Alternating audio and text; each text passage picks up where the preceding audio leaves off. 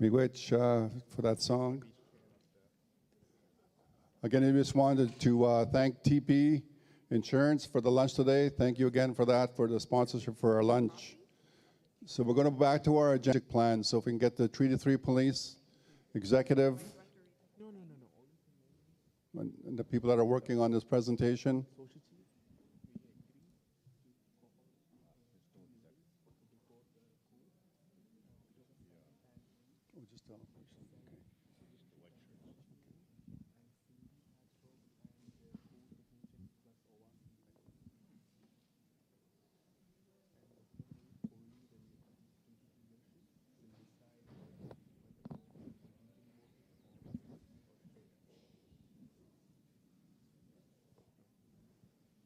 How many seats do you need? Just 2? 3? Okay, that's 3 then.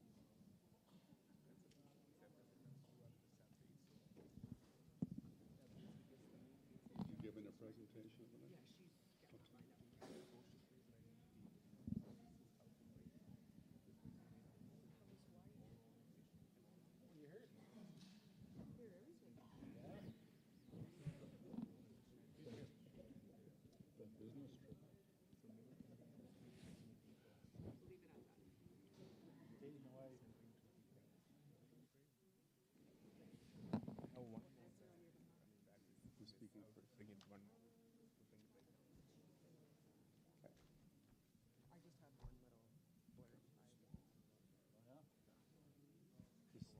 want to sit here with me then, so if there's any questions?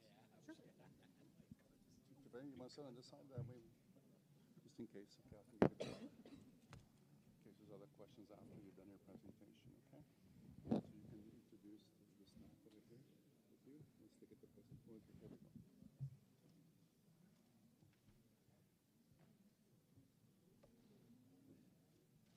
Okay, you can introduce yourself. Here you go. Bonjour. Maznan Katuk Dijnakas, Baju Tutam, Skate Wasagi and Dunji. Good evening. Cheryl Gervais, Chief for Treaty 3 Police Service. And so I want to acknowledge the sacred items and community leadership today. Thank you for including us on the agenda. So I have with myself Deputy Chief Rupert and also Lindsay Gray from PwC, PricewaterhouseCoopers. So Deputy Chief Rupert and I have been in our positions since November of last year, and starting in January, we both started engaging with community leadership. Our intention is to meet with every community leadership within their community, and so we're slowly working through those efforts over the last few months. It is very important for us to have that engagement in consultation with our community leaders and seeking their direction and really the service and growth of Treaty 3 Police. And so part of today is really sharing part of that work. PwC is supporting us with an operational review and also a strategic planning project on behalf of our board. And so a big piece of that is community engagement. So really expanding that engagement beyond leadership into the community.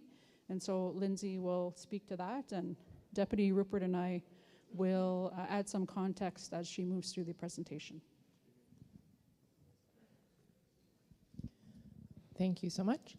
And thank you for having us all here today. Looking forward to the conversation. We do have some slides that we'll go through. I wouldn't be a consultant if I didn't put slides up on the screen. But please, if you have any questions, we look forward to discussion throughout the presentation. So in terms of the discussion today, we have a few areas that we'd like to cover. And I'm going to use this because my screen's disappeared. For those of you who may have been at the Spring Assembly, we did talk a little bit about the project at that time as we were just about to kick it off. So we'll do a bit of a recap on the project, a summary of what we've been doing so far. I'll give you a bit of insight into some of the analysis that we've seen within Treaty 3 Police Service and what the data is telling us about the operations. We'll talk a bit about the community consultations and our plan and what we're hoping to do together, and then hopefully have some time for discussion and questions. Okay. I realize on the screen this is quite small, so you may not be able to see it, but we'll make sure we share this electronically with everyone so you have it afterwards as well. In terms of the project and what it means for policing in your communities and the future of Treaty 3 Police Service, as the chief mentioned, we have been contracted by the police service and the police services board to do an operational review of the service, as well as to support the board in defining a strategic plan that centers on the input of the community and Treaty 3 Police Service members. So the plan here is really to prioritize cultural sensitivity and community feedback, and we really are trying to take a collaborative and co-creation approach to everything that we're doing, which is why it's very important for me to be here and to speak to you today and hopefully get your thoughts and feedback on the project. There's kind of 3 areas that I'll highlight in terms of the objectives of the project. The first is strategic alignment to community needs. So we want to look at the operations of the service through the lens of what your communities need first and foremost. As well, the community-driven strategic plan. And so the chief and I have mentioned a bit about community consultation, but a central part of this project is a commitment that we've made to visit every community in person that receives policing by Treaty 3 Police, because ultimately what we do needs to be informed by what you need at the end of the day. And then lastly, a future-focused service delivery model. And so again, taking the feedback from you as leaders and your community members and feeding that into any recommendations that we make at the end of the day to address any challenges and gaps in the current model to support responsiveness and alignment with community needs in the future of policing for the service. Just a note that for those of you who are familiar with the policing framework in Ontario, there is a new policing legislation, the Community Safety and Policing Act, that came into force provincially earlier this year. The work that we are doing will support community decision-making in relation to opting into that act, if you so choose. So there's lots of considerations and questions and things that need to be assessed through that decision-making process, but it is our aim that the work that we're doing will support any decisions that you want to make with respect to the act. I'm gonna just turn this first. Okay, so in terms of what we've been working on, there's kind of 3 key areas that the team has been focused on throughout the work so far. The first is the operational review, and this has thus far taken the bulk of our time. So we are digging into every element of the service. I think the chief and deputy can attest that a day doesn't go by we're not asking questions about how something works. What does this number mean to you on the ground? We've been meeting with members of the service.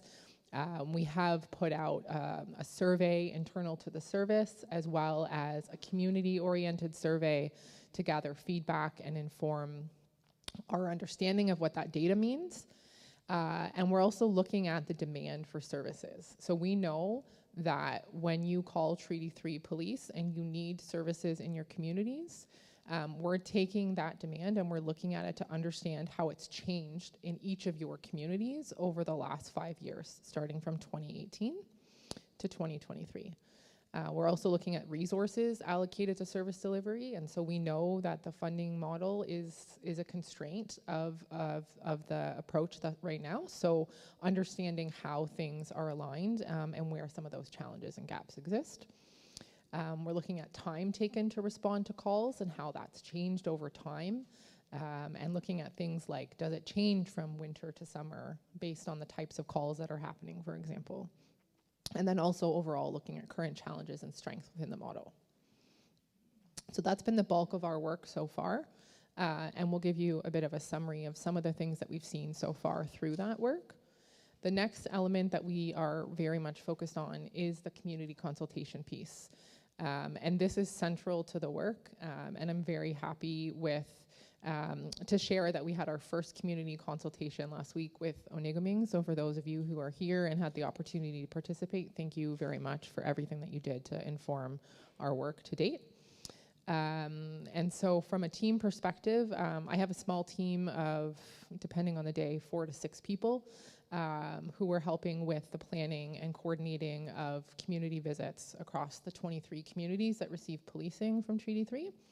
So right now we're looking at identifying dates, venues, all of the logistics that come with gathering community input in a way that is meaningful and that will help us inform our work. And so that is very much a focus, and I'll share a bit more about that as we go. And then lastly, the strategic plan for the board. And so we're working with the board to do some visioning sessions to help identify what their values and priorities are for the service now and into the future. We're looking at what their future state vision of the service is and how the service should evolve over time to meet that vision. And then identifying what services and partnerships the police service would need to have or plan for in order to achieve that future state vision. So put another way, we're trying to understand where the service is right now, where the service, where the board wants it to be in the future, and how we can help you get there with recommendations based on the data and based on the feedback from community members and members of the service.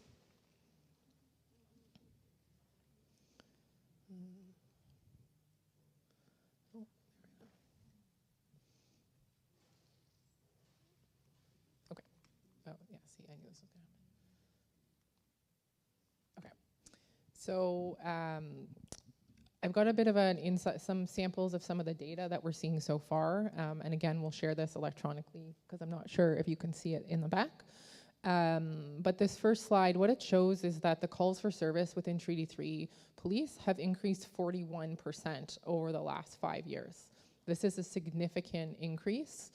And I'll turn it over to the chief and deputy to give a sense of kind of how that feels day to day, because I don't think the bar graph is really demonstrating what it means for your members. But I will note that there was a significant increase in demand between 2019 and 2020, which we can attribute to some of the demands from the pandemic. But the workload of the service is significantly higher today than it was 5 years ago in terms of the total number of calls. And we can likely attribute this to effects from the pandemic, the opioid crisis, other social and economic factors. But just to say, there has been a significant increase and it's continuing to grow. So Chief, maybe I'll pause here and just turn it over to you to see if you have any thoughts on that. Sure. Certainly, being a member of the service since it started in 2003 and stepping into this position, you typically feel these increase in calls and our capability to respond to these increase in calls. The nice thing about the work that PwC is doing is it's actually supported by now quantitative data that you can see.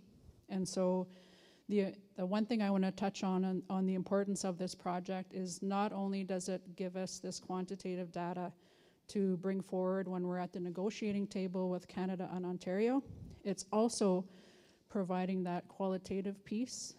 Over 21 years with the police service, there has been a lot of growth since 2003. There also has been a lot of challenges with Treaty 3 Police Service and our service delivery. And those stories from the community is very, very important for us to hear and learn from.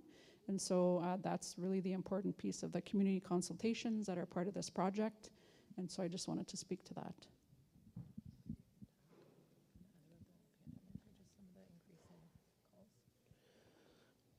I was really just going to touch on the 2020 numbers with regards to the pandemic and the large increase there. Being the pandemic coordinator for Treaty 3 Police for the couple years that we were going through that, just really speaks to the numbers of calls for service we were getting, and just the fact that we were so integral in the communities with regards to helping develop the BCRs for enforcement pieces with regards to the provincial legislation, the Trespass to Property Act, and then really just educating the community with regards to those legislative pieces, not really necessarily laying tickets or anything, but really providing education to the community and going above and beyond, really, when there was an outbreak or whatever in the community, we were delivering wood and water and supplies and whatnot from our major centers, Fort Frances, Kenora, Dryden, when needed. So really, I was just wanted to touch base or make a point on the 2020 stats, and that's where those numbers come from. Thank you. Just to kind of close on that point, I think it's important to note that a lot of that work you speak of, while it may have been driven reactive by the pandemic, it was also an opportunity for you to be proactive in the communities, and that's often what we see when you see this kind of resource crunch, is you lose the ability to be proactive. And so we'll touch on that a little bit as well when we go through some of these other figures. So the other thing that we're seeing is that if you were to take that increase in demand and match it with the resource levels that would be required in order for the service to respond to that increased demand in a way that would be effective and responsive to community needs, the service would have 70% more officers. And so that's a pretty jarring figure for me. And so I think it's important to note there that if the workload was the same as it was in 2018, resourcing would have had to increase at the same rate as demand year over year. And when you look at those numbers, right now, the service has 64 active constables on the front line. So that doesn't include specialty services or anything like that. But if it needed to respond to that increase, it would be 109 frontline members to keep pace with that demand.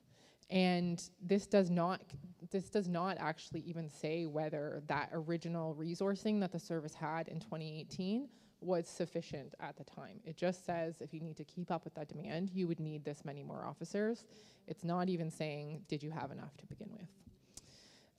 It also doesn't consider the impact on resourcing that the changing types of calls that the service is responding to may have on the types of resources you need. So that's also something we're looking at. And I know that there's been a lot of great work within the service to expand your cadet program and the special constable presence throughout communities. So that's also something that we're looking at and welcome feedback on. Just one more note here, despite the increase in demand by 41%, resourcing levels have declined by about 15% over the last 5 years. And this is due to a number of factors, whether it's members switching services, whether they're on leave, those sorts of things. So not getting into those figures, just to say that resourcing generally is not keeping up with the demand. Is there anything you want to add here?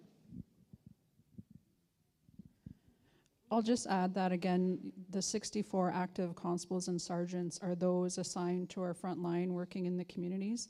It doesn't include the members that work within our specialty units, including our anti-human drugs and drug violence investigators, our abuse issue coordinator. Those amount to about 11 positions for the service.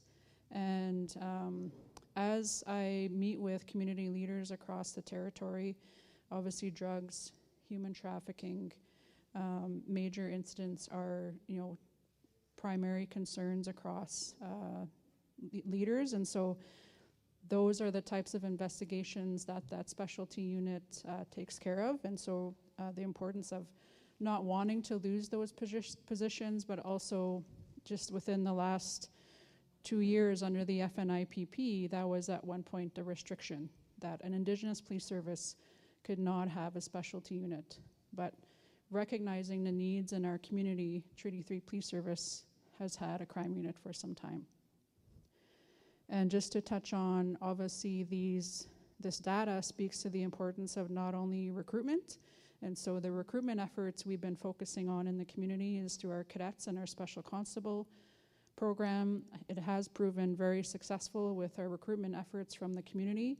And so as I meet with community leaders, I'm really pushing that program, because if we're hiring from community, then that retention piece is not so much an issue. We have people that have grown up in the community with that lived experience, and that just has a huge impact on our service delivery to our community. And obviously the retention piece is very important, so we're looking at other strategies around that as well. And again, that retention piece is providing those opportunities for members to go into positions such as the specialty unit, have opportunities for training. And obviously recruitment and retention isn't unique to our service. Services across Canada are facing challenges with that. Thank you, Chief.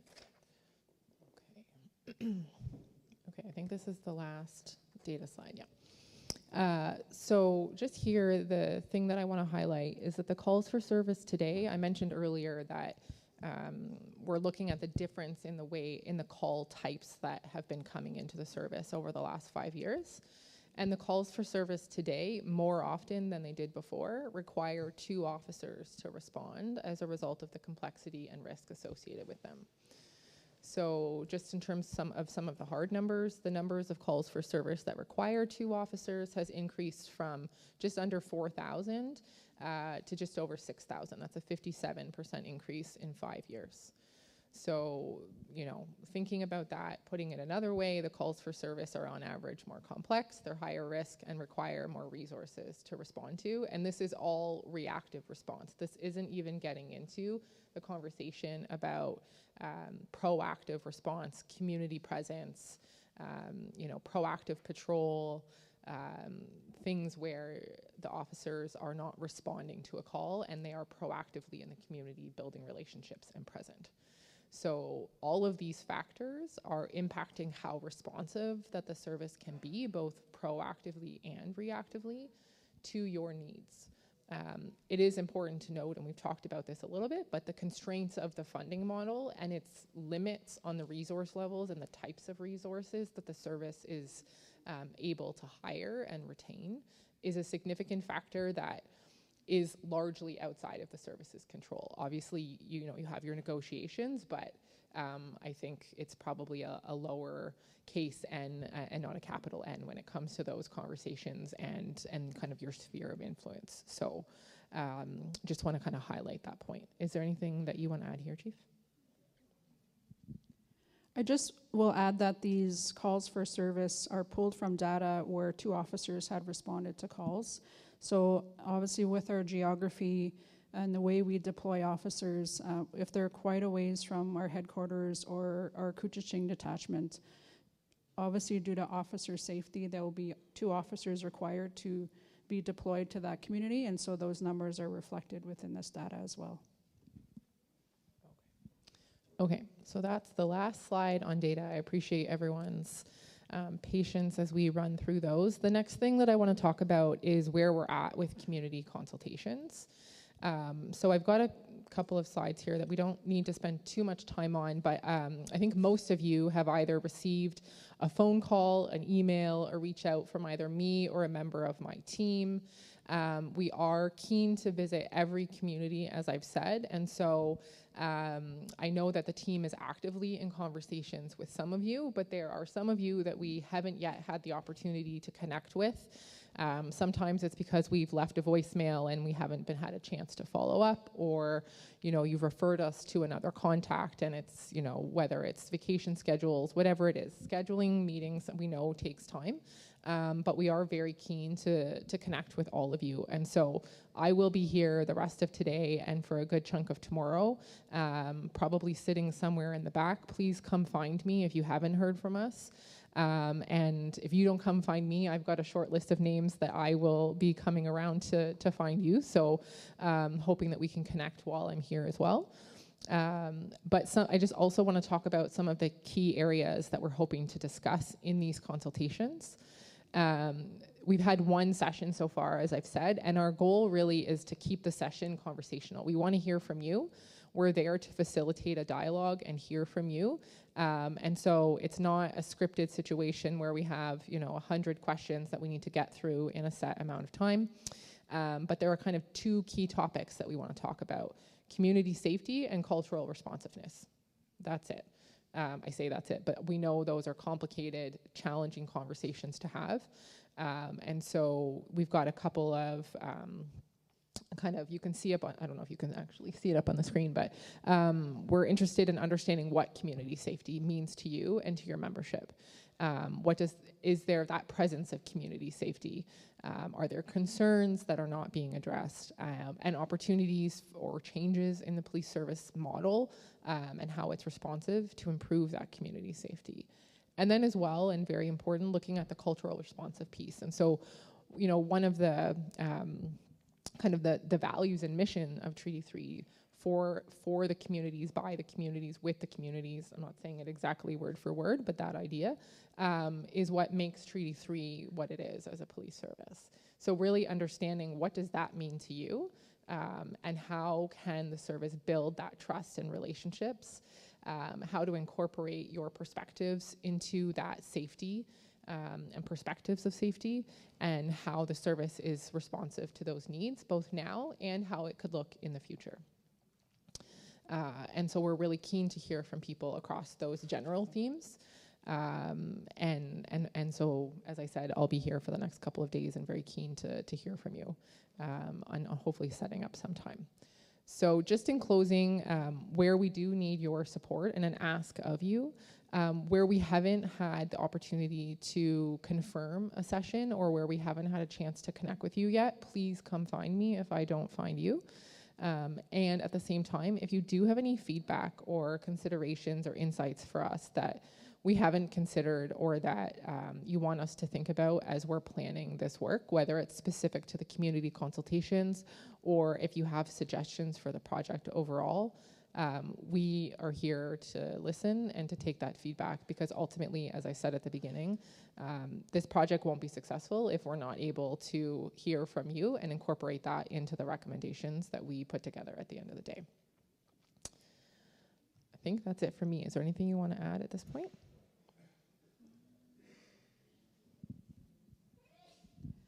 So Miigwetch, for your time. Deputy Rupert and I also plan to be here for the remainder of the next 2 days.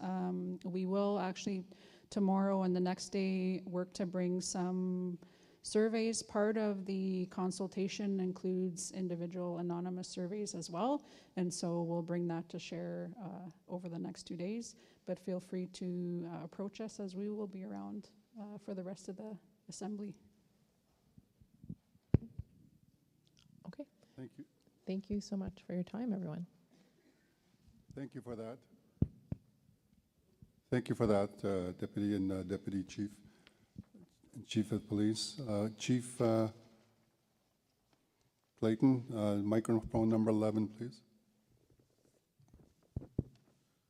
Bonjour. Day gabo and nistakas mustotem makwakwi mas wabgun sagigan and donji. I've been handed some same to ask a question from an elder, and he just wanted to know what the impact of the unions and the contract you have with the unions on negotiations and in operations, and if you can have any comment on how dealing with the union.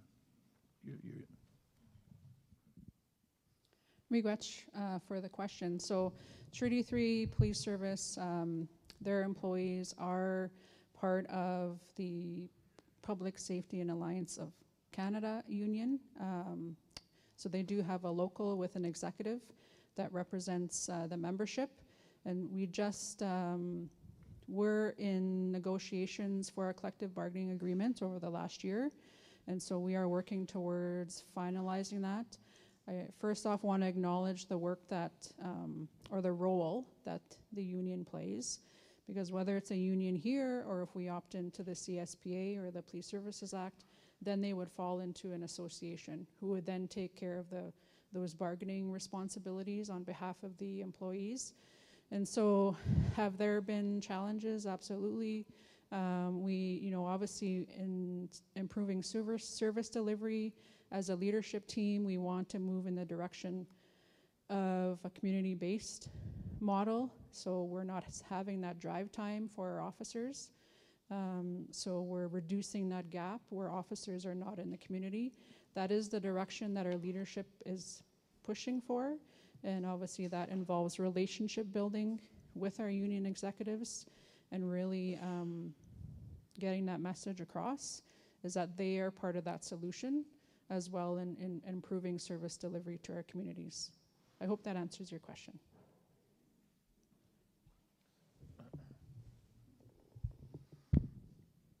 I think so. Just to reiterate, is an impact on operations or impact on negotiations, I guess, if you have some comment on that. Absolutely, it has impact on both negotiations, which obviously in turn affects, the operation side of our job, and so yes to both. And again, the commitment from leadership is really our responsibility in building that relationship with our union executive, and really amplifying the voices that the concerns that we're hearing in community. That falls on us to kind of amplify that voice in these discussions. Thank you. Miigwetch. Okay, microphone 10. I have a question.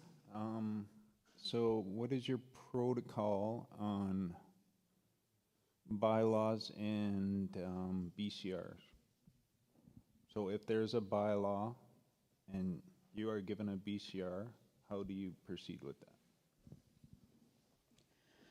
So as a service, we recognize the jurisdiction that leaders take over the safety of their community.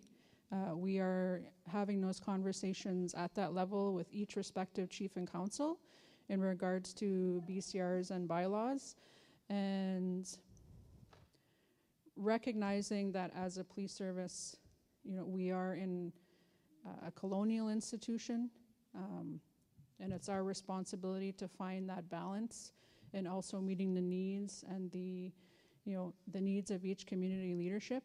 And so in regards to band council resolutions, depending on what it is, obviously it's a document owned by the community and we're there to support. And so each situation looks different, but we are having those conversations at the community level. Thank you. Chief, microphone number 4. Okay, just a point for correction. It should be not Couchiching policing. It should be Southern First Nations chief policing, but it's located on agency land, just for a point of clarification, okay? Okay, Miigwetch. Yep.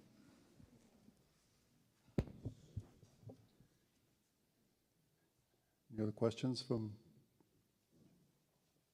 some in the back?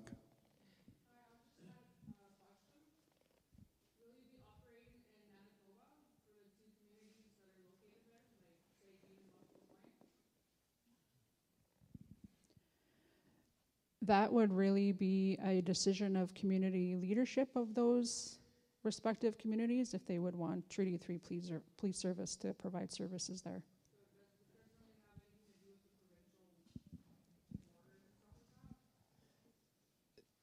What I can say is not specific to this example, but there is another First Nation police service that operates across 2 provincial and an American boundary. And in that case, they have, it's been a while since I've interacted with their policing agreement, but they have a separate relationship with each provincial government in terms of what their obligations are. So it is, I would say, technically feasible from the framework perspective, but as the chief highlighted, it would be a community decision in terms of how you want your services delivered.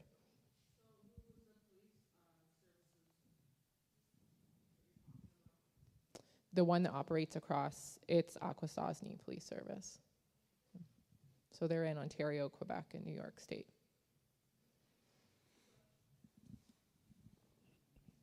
Chief, microphone number 5, please. Bonjour. Minwe gonebik dejnikas. Bebamate gijigu ke maingini kwens ke niga ane benesi kendigu. Josh can do tem get you a nong tunji. Take on digitegui. I just have more of a comment in relation to this whole bylaw system and how problematic that actually is. And I think I've raised this at other assemblies previously. There's some pretty obviously serious issues with the bylaw system, the impediments of the bylaw system, and the actual enforcement of any bylaw becomes almost nil, really, right? It's not very recognized or recognized within even the court system. So for our nation, our Kichwanong Anishinaabe nation, we've developed and drafted and ratified recently our own law. We call it Ginebiko Baitigong Inakunigewin. That was the Anishinaabe name that was given by our elder of our community for that law, and it's an exercise of our jurisdiction over our territory, our inherent law. And it outlines and grants certain authorities in the interests of community safety for our members, for our women, for our children, because at this point, the level of resources and supports that we get as one of the most remote First Nations in Treaty 3 is very limited. And that's not just for police services, that's for services in general. And obviously these types of gap in service, I really appreciate the issues that you face as a police service, the lack of resourcing. It's very similar to what we've experienced in child welfare when it comes to being under-resourced for how we care for our children and families. So I can appreciate all of that. However, the implications to a community like mine are pretty serious, and they can be pretty significant and detrimental. So we're coming up with many different ways in my community of trying to ensure community safety, trying to ensure the protection of our people. And that's not an easy, dealing with addictions in our communities is not an easy issue to tackle, right? To go at it from a prevention, a community safety, a helping and healing and supporting, trying to incorporate all that into a model is what we've tried to do. What we need now is the cooperation of Treaty 3 and the implementation of our Ginebiko Baitigong Inakunigewin. Because under our inherent law, we actually grant certain authorities by our authority as leadership. Our authority as leadership, our duties and obligations to our membership as leadership to take steps and measures within our territory, to take steps and measures within the homes. Search and seizures is always an issue. And the Constitution becomes the basis of why search and seizures within our territory. So, and that's probably one of the most fundamental pieces that needs to be undertaken. So when I've sent a second invite to you to meet in my community to discuss now what's been ratified as our Inakunigewin, our inherent law, and discuss how we're going to collaborate so that when we're here in the spring, I'm able to sit here and say that we have a collaborative partnership in implementing our law. So I'm actually, on a positive note, I'm really proud to see you both sitting up there as Anishinaabe women, and I know how hard our Treaty 3 police work because they've come to our community in the last few months, responded to some very difficult circumstances, and so I appreciate the work that you do. So, to Miigwetch. Miigwetch Chief.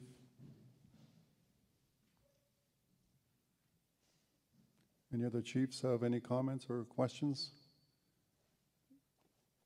Mr. Kelly's biting at the bit in the back here. He asked me if he wanted to ask a question. Mr. Kelly? Give him the mic.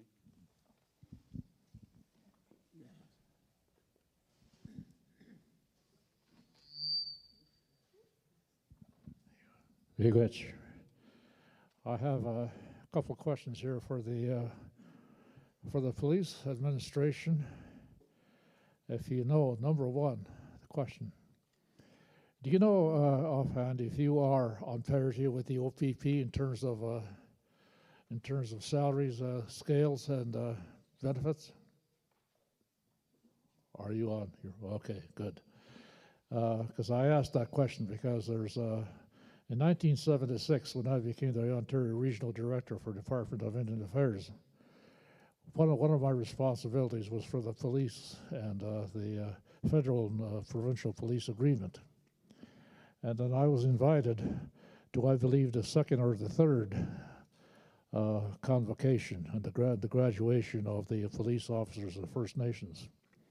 And those of you that now remember Clifford Skeet, he was one of those special officers. So it goes back to 1976 when I became that, and I noticed in the parade that our officers, the OPP had revolvers in their holsters. Our special officers did not have any guns in their revolvers in there. And I asked, and for information, I asked to give me a copy of that policing services agreement where I was representing the Department of Indian Affairs for at least Ontario. And I saw that there was no requirement that our people should, and that really upset me for the simple reason that we were sending our police officers to the same lines of danger that the OPP were getting into, yet they were not equipped to deal with any of those. I believe that the understanding was that our people were not responsible enough to carry those kinds of equipment and to perform the same services. And since then, I noticed I suggested cancel that agreement. I'm speaking on behalf of the Department of Indian Affairs, and I'm responsible for that. Cancel it immediately until our police officers are equipped with the same kind of equipment that everybody else is entitled to. And they changed that one. And since then, I've been asking. I spoke to the police convocation a couple of years ago in Aurelia at the police convocation, and I asked then. I understood that the OPP and the police officers were seeking an increase in their salaries and the benefits. And I said, it's about time again that we have a look at that agreement and see if our special constables, they're special constables meaning that they are specially looking after special people, not special as special in the sense that they got to be treated differently or any lower than anybody else who's in that line of duty. And at that point, I think they were still fighting for that. That's why I asked that question. And if you have been getting that same kind of equivalent, I would like to have it go on record that our Hogichita and on behalf of you, chiefs, keep an eye on those kinds of agreements that our police officers have the same kind of services and are entitled to the same kinds of equipment and treatment that everybody else is. Miigwetch. Thank you, Mr. Kelly. Any other questions? Question in the back? Come on up, please.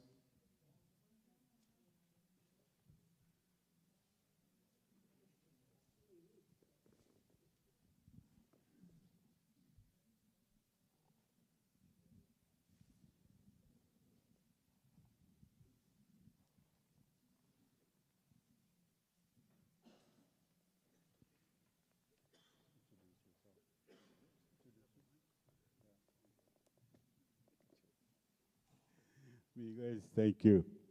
You should have a mic back over there. It's a long walk over there for a little guy like me to walk up here. Anyway, I was part of the development of the Treaty 3 Police, so that was a chief for Treaty, my community right here. But anyway, I hear it differently now on what was supposed to do, what was the original intent of police service. Anyway, I'm seeing different things now today. But I just want to make, maybe my ignorance is a thing that getting old anyway. The difference between OPP and Treaty 3 Police.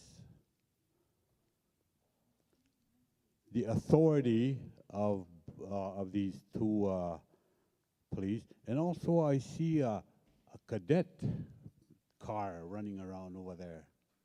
And so is there three? Anyway, my question is, do we have the same authority with Treaty 3 Police versus OPPs? Do you like off reserve. I hate that word, off reserve.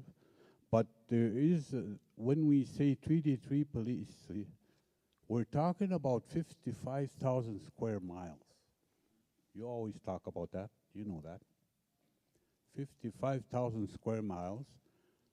And that's you, the Treaty 3 police. That's why I question, do you have authority to apply laws in Fort Francis, you know, the municipalities and all that, the laws that they have? Do you have authority in that, same authority as OPP? Oh, okay. That's what I was wondering about, and see what, when we call special constables or something like that. So I was concerned about that. I mean, I see that, but I just wanted to know to know that. And the other one I have is there a percentage of Anishinaabe police versus non-Aboriginal police? Is there a percentage of how many are in that? I just wanted to know. And also the provincial status, does it apply on First Nations? And I think somebody maybe asked that already anyway, but anyway, these are the ones that are not too clear. That's why I was questioning that, asking about that. Miigwetch. Miigwetch, do you want to respond, please?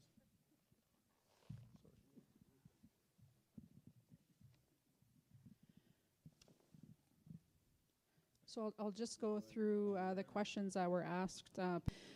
My personal and I guess even professional opinion is that our members deserve more than parity with the OPP, considering the work that they're doing in our communities.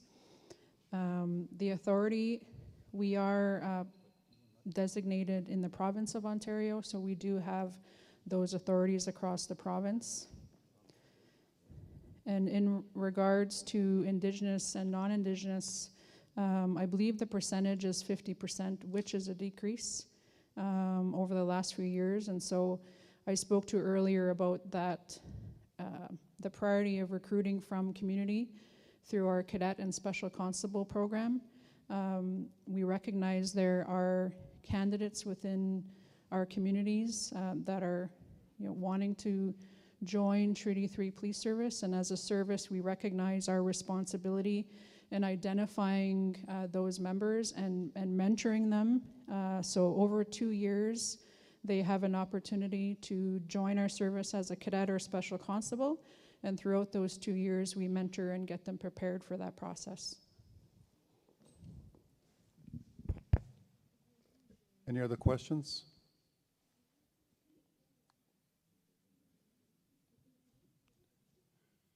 Okay, well, thank you very much for your report. There's a mic in the back now for the people on the mic. They overheard the gentleman speaking, so thank you for our technicians to provide that mic.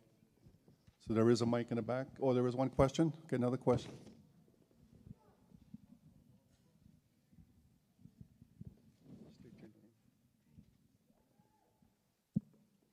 Hi, my name is Jaling. I work in the community of Gikitchunung. I'm an outreach worker, and I'm wondering if you have data on what percentage of your calls are related to mental health crisis.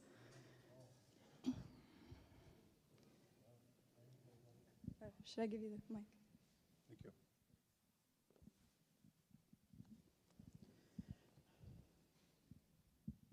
I don't know the number off the top of my head, but we do have it, and it's you might know, it's a pretty significant figure, though, I can tell you that.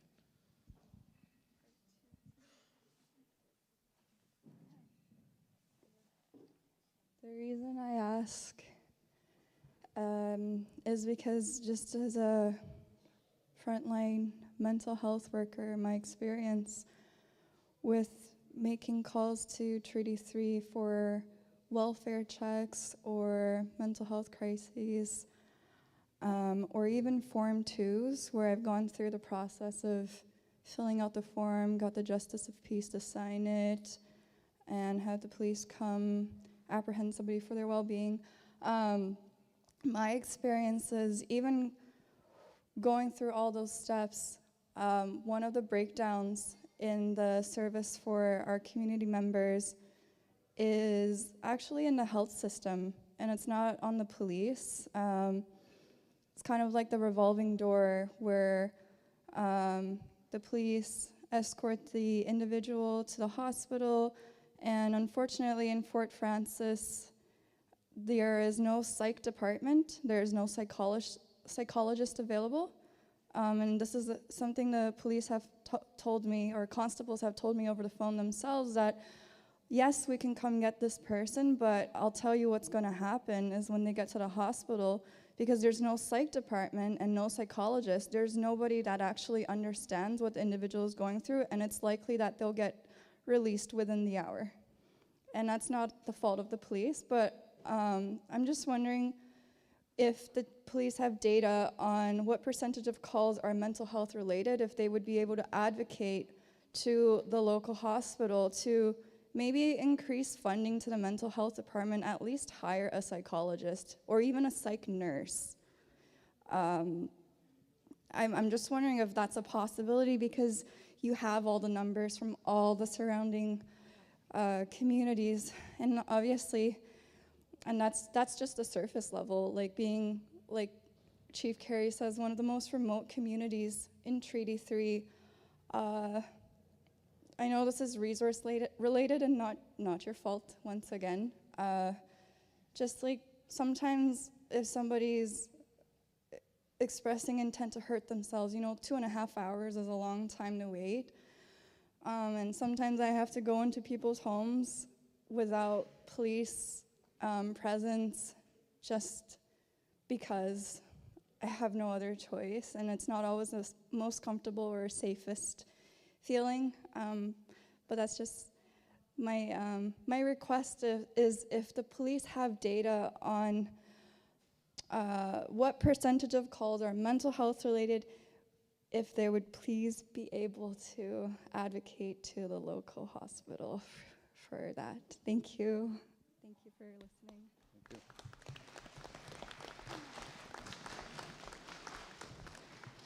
Miigwetch for sharing, and Miigwetch for the work that you do in the community. I recognize that frontline work in community is very challenging.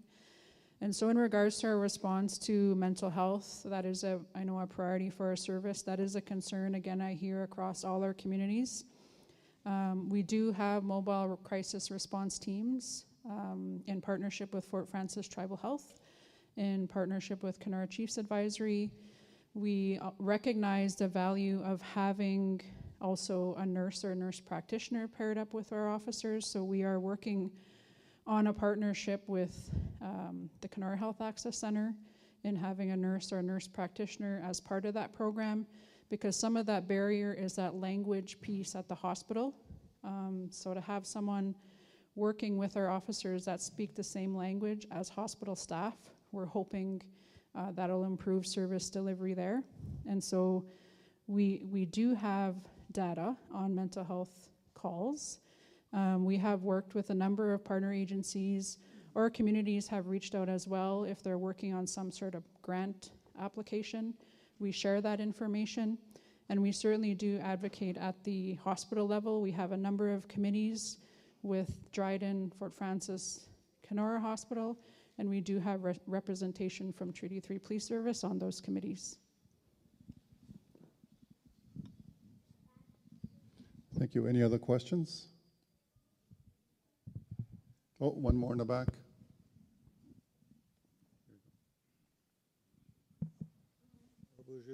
Hello? It's on. It's on. Hello? Can you hear me? Yes. Okay, maybe I just can't hear myself then. Bonjour, Sagate Ashizikaz, Bijou de Tim Migazi Sagan Donji. Miigwetch for the presentation you guys offered. I'm talking with an elder, not going to say which one, but an elder had a discussion or question more or less for the support of the officers. You spoke to the support of the people, I guess the grassroots people, the people in the community that are going into the homes.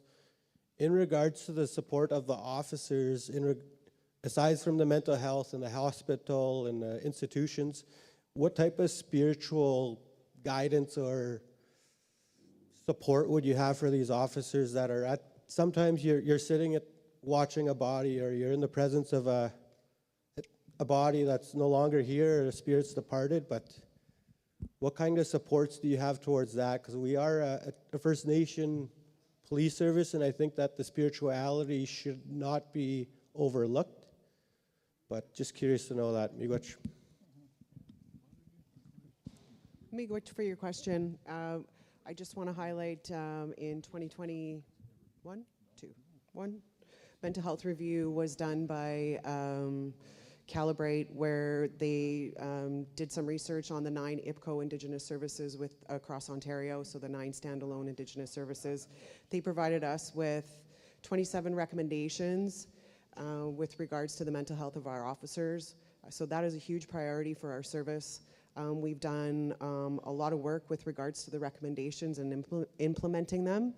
With regards to spiritual mental health, we do have, and this is recent, had elders visit respective detachments and set up meetings with respective elders for our officers to meet with them. We have set up a number of sweats for our officers as well in a number of different communities. We do have our drum as well, located at our Agency 1 detachment for our officers as well. We have recently also been gifting our members eagle feathers during promotion or when they are sworn in as an officer. There are recommendations that have been put forth to governance authorities as well with regards to our board, with regards to financing, also at the IPCO level as well. So we've really acted upon those recommendations. We're also working towards our own critical incident debrief team. So when our officers are attending certain calls for service, right now we're using the OPP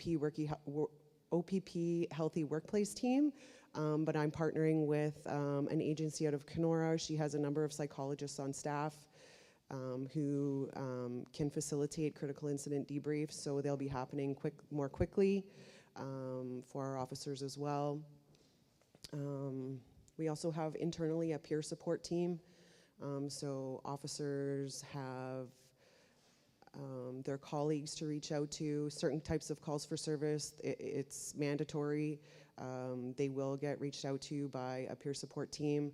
Also working alongside IPCO with their mental health mandate, and right now we're looking at implementing like an IPCO-wide type peer support. So I know, internally we're such a small service. Everybody knows everybody's business. Sometimes you might want to speak to somebody outside of your own agency. So that's in the implementation process right now as well. So mental health really is a high priority for our officers or for our service, and the mental health of our officers is very important. So thank you for your question. Miigwetch, for that update. I think just to put an emphasis on the spirituality of the protection of the people as well, because once your spirit is hurt, it's hard to come back. As much as sweats, as much ceremonies as you happen, some people really do never come back, and we got to think of those people too. Miigwetch. Thank you. Go ahead, got a question? Hey, bonjour, guys, I'm from Wapsbung. I had a couple of questions for the police here. You mentioned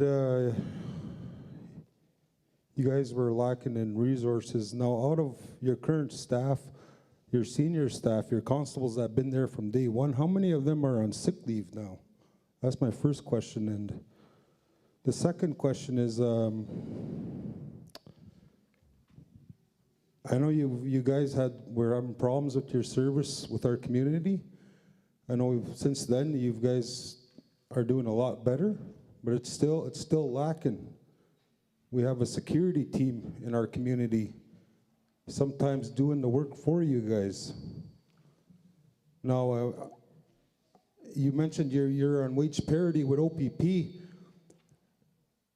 I find that kind of hard to believe when we don't get the same service as OPP do.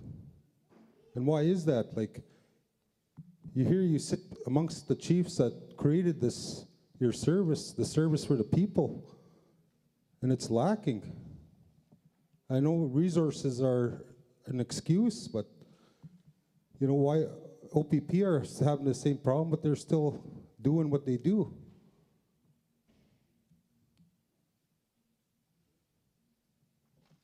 You know, it took 6 overdoses in our community for you guys to finally take us serious.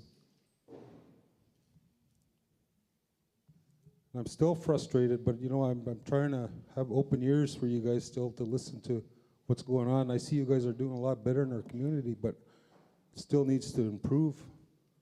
So I just want clarification on that first question. How many of your senior staff are on sick leave? And if you look at the sunshine list, half those constables, I bet you are on that list. And they're well over 130,000 a year.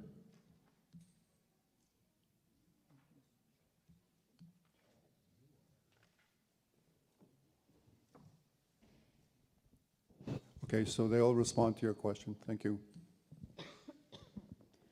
Miigwetch, for the question, I don't, off the top of my head, have the number for senior members that are off on sick leave, but overall, it's 10% that are off on sick leave for the service.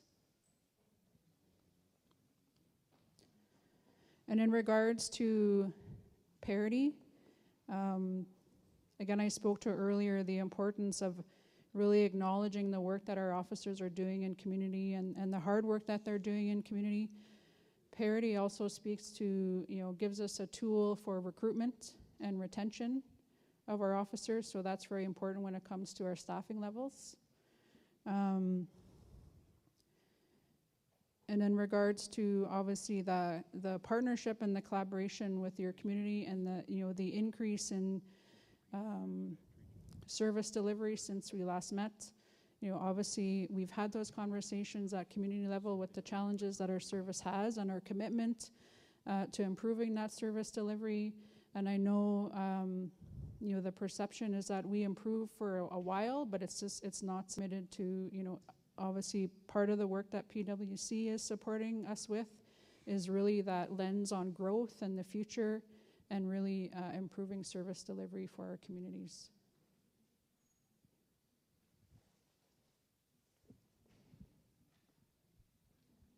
Thank you. Thank you for that. Okay, question on mic number 15. Bonjour. Hi, it's Chief Linda McVicker at MK Wishing. Is that me? 15? Yeah, okay. Okay, go ahead. We'll get the next in. So I'm thinking about that question about the mental health. Do you know a percentage of the calls? Like, can you share that, or is that roughly?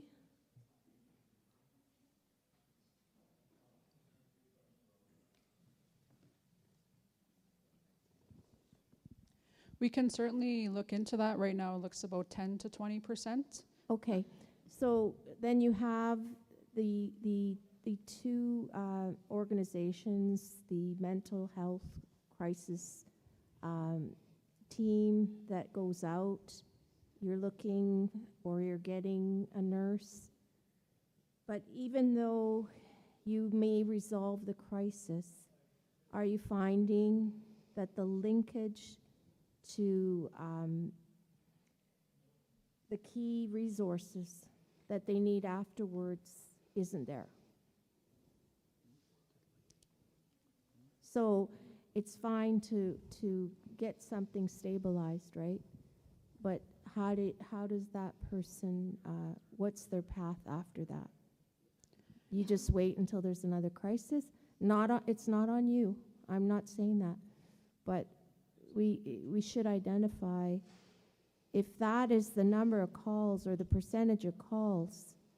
Imagine not Treaty 3, but the OPPs, and then they probably have a high percentage of calls as well, right? Mm-hmm. And so in the region, Fort Frances, Kenora, Dryden, if there's no pathway to those key resources, we need to know that, right?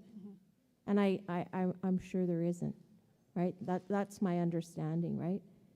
Yeah. Correct. Yeah, I would agree with you that that's the challenging piece, is that aftercare part. From this, obviously the seat that I sit in, a lot of the services are within the hubs of the city, Kenora, Dryden, Fort Francis, when that capacity should really be invested in community, so our community members can remain and return to their community and have that support.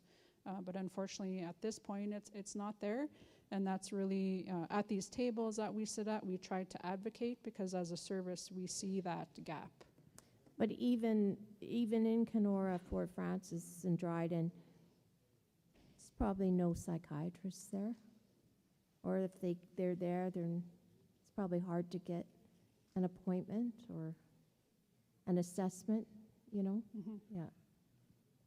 I just think it's probably long overdue, yeah. Thank you, Chief. Mike 15. Bonjour. Habwak Minigan Indigenous Cause Mustutem. My English name is Kelvin Joseph, and I sit here today as a proxy for our chief, Gary Tom, who did the opening this morning. Unfortunately, he can't be here this afternoon, so which is why I'm here. We have new leadership for our community and nation, and when we met as a group, as chief and council, our primary focus was to to establish grounds and when it came to service provision for our community.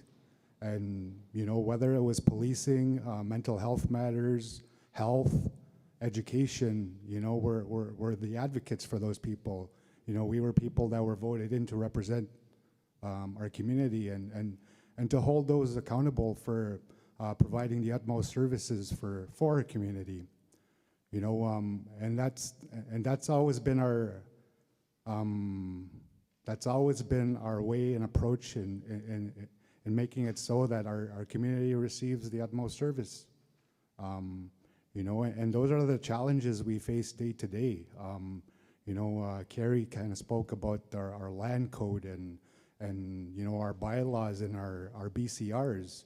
There's things there that we need to understand and how we need to work together to bring these services into our communities. And one of our approaches this year was to in dealing with our outside community organizations was by means of a service agreement. And and that was just to put our outside organizations that work with our communities closely to hold them into account, because what it comes down to is consistency. And that's what our communities require, is working together to ensure that, the safety and well-being of our community members are addressed properly. And, that's the position we stand as Notkamegwaning First Nation. And I share this today because, when we talk about mental health and addictions, all our communities in Treaty 3 are dealing with those things. We're in a state of crisis, and those are challenges we face day to day. And, when we're talking about policing and, the strategic plans that are in place to address that and working with our communities, it is of the utmost importance. And, and that's what we need to do, is to start building on those things so that we're moving forward.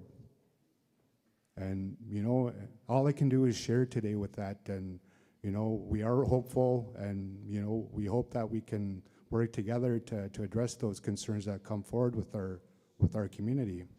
And that goes for all Treaty 3 area. One of our elders spoke briefly about, there's a size there of communities that work within this area, and you guys have service calls to address with that. And being from Notkamegwaning First Nation, we're fortunate enough to have a detachment on reserve. But we need to keep pushing to provide that service to our community. Harry had mentioned earlier that you guys have a lot of work ahead of you, and we look forward to that. And you know, and engaging, and because that's what it comes down to, is the safety and well-being of our community. So, you know, I appreciate your time and effort for being here, and, you know, let's work together. Miigwetch. Miigwetch. Chief Scott? Okay. Can you hear me? Okay, good morning. Bitan Kutindishnikas, Bijou, Dotem, Dukmakanyu, Wapsamung, Chief Waylon Scott from Wapsamung. Before I start, I want to acknowledge the drums, our sacred items that are also before us, the pipes that were smoked this morning as well. Just 3 items. One of them is sort of a Robert's Rules of Order, I guess, Mr. Chair. This resolution that was presented, has that been passed yet? Or is that going to be passed tomorrow? Okay. She just jabbed me in my ribs saying tomorrow. Second one is point of clarification. Today, you're the police chief. 2 weeks ago, when we were in Fort Francis, the police board, were saying that you were point of clarification on that. And the last one, just to give an update, part of the resolution, it also has Grassy listed in the resolution. Last time I spoke with Chief Turtle, he did indicate that he would support a show of unity towards Treaty 3 police, even though there's still intentions of pulling out from the police force.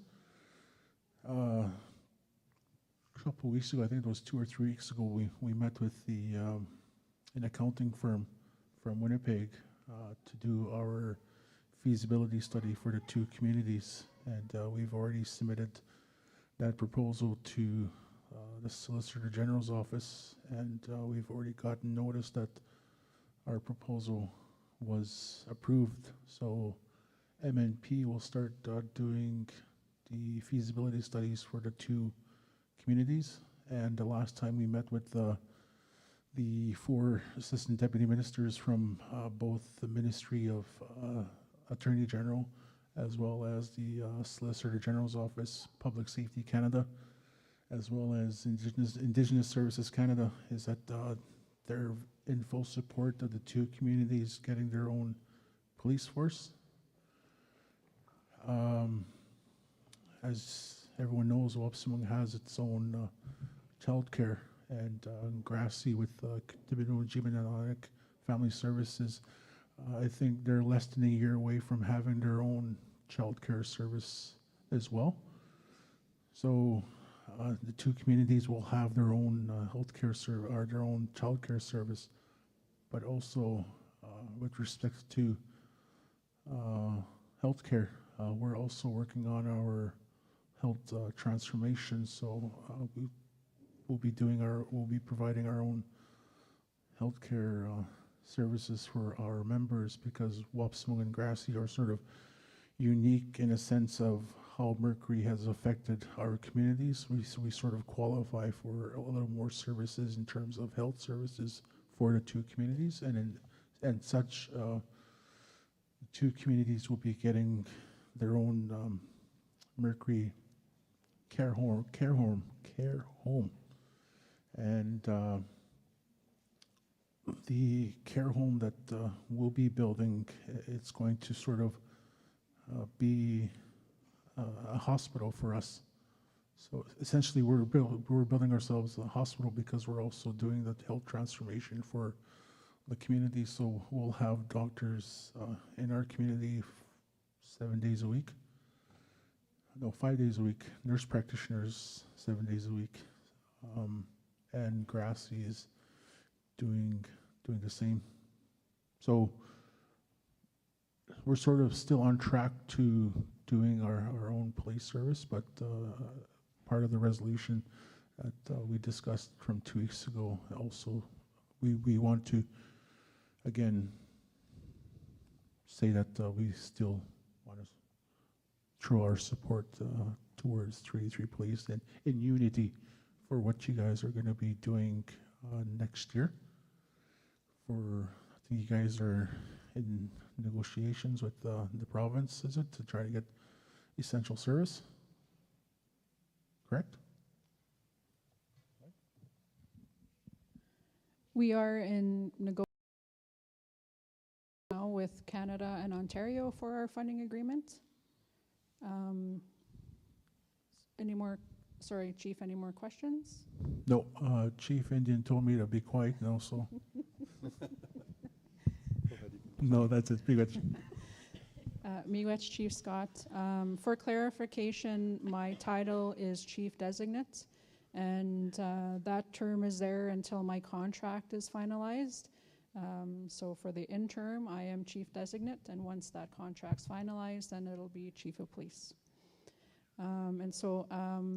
Miigwetch, I did hear a bit about the resolution that'll be coming forward tomorrow, and so I think that really speaks to the advocacy that community leadership is doing and the work that you're doing for the public safety in your communities, and so Kichi Miigwetch for that. Okay, well, thank you very much for your information, and of course, they're only a phone call away if you need them, right? Just phone Treaty 3 Police Office. Thanks a lot. Before we take a break, give them a hand. Yes, thank you. We're going to have the economic chiefs do their presentation, then we'll take a 10-minute break, and we should be wrapping up today. Is there bingo tonight? Just want to know what time you want to get done. Economic chiefs, come on up, please. Or representative.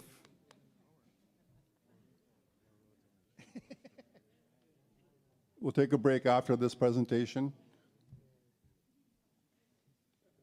How many seats do you need? Just two? You just need 2 seats?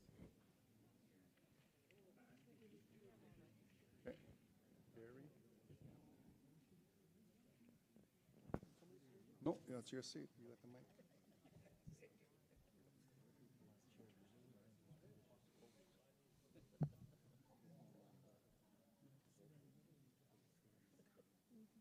Okay. What's your population? Can you use that mic? Team? Yeah, that's good. And how many people live there? That's a fair size. Just press that button. Top, on the top. Okay. Yeah, you're on now. You're on. Bonjour. Donawai Maganak. Naogapo, Disnikas, Bishokang Dunji. Panamaj Bomachtan, again in Miigwetch, Yamaneto, where Nima Gitakshinowing, Chinago, Umaga Yawat Snapek Magatawat, Miigwetch Gitininim, Uma Pichunishing, I should take Kino. So we'll just do introductions. I'm Chief Bull Axel.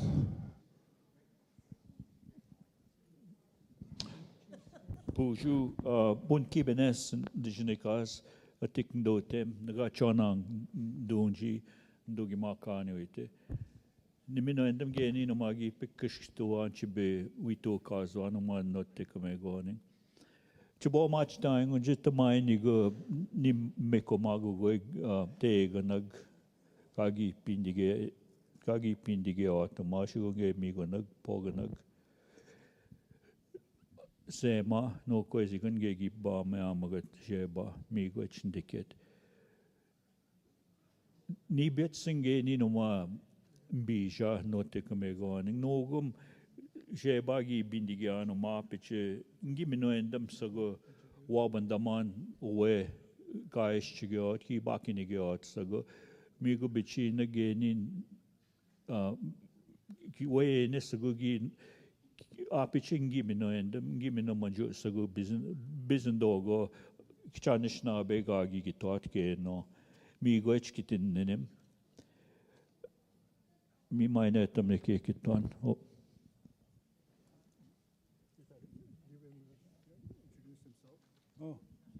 Bonjour, Mijeki, digo, Mons Dotin.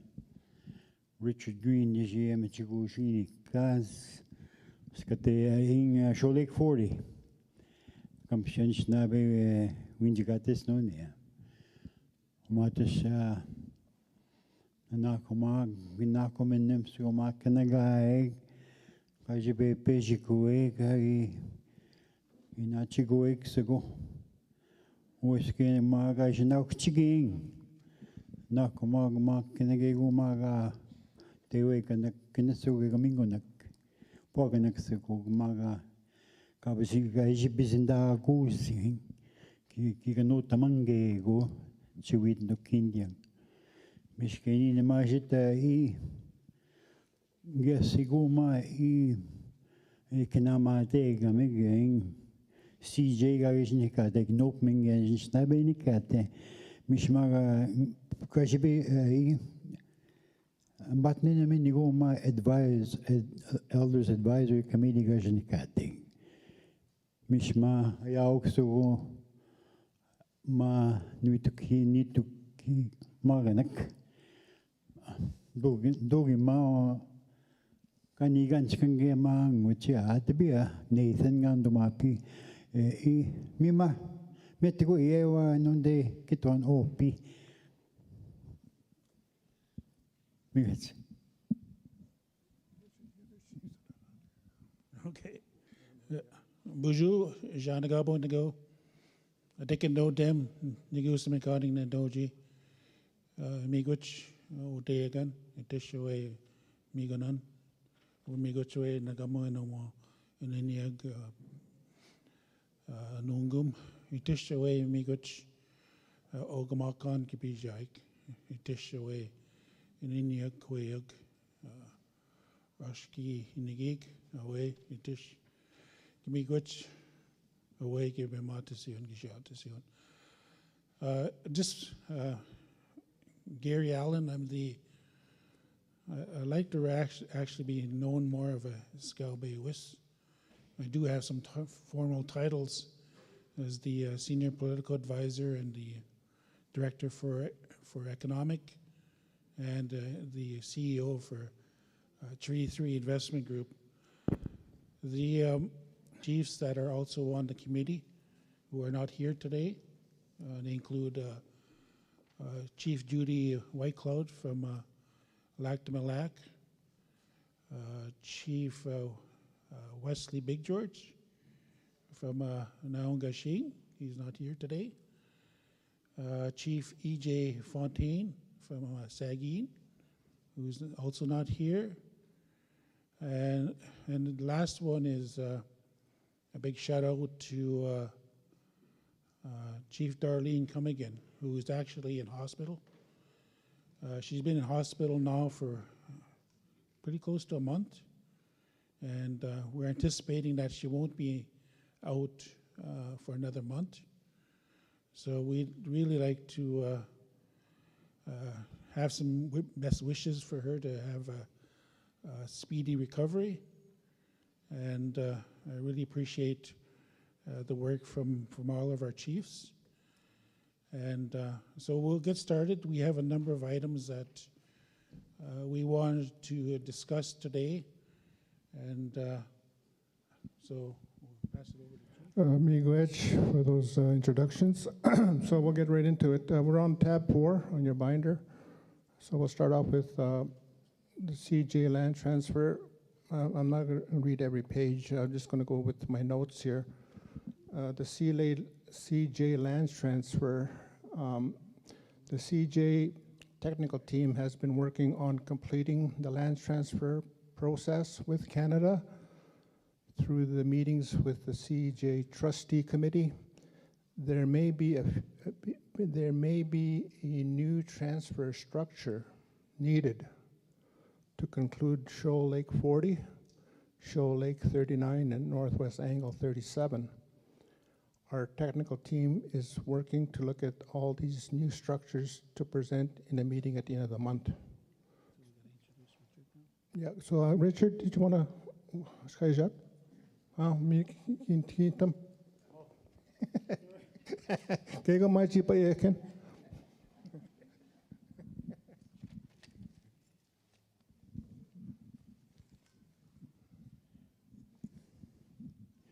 PPK, ne mishek yoni kenen ma misneganan. Ma tabaning.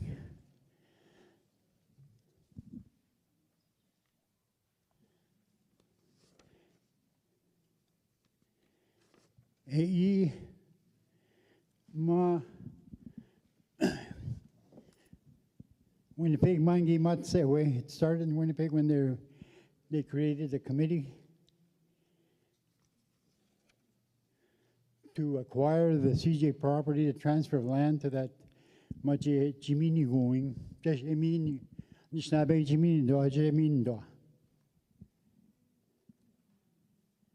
Miashma Nishnabe Kanamate Gamagayama CJ Nopming Nishnabe Nikate.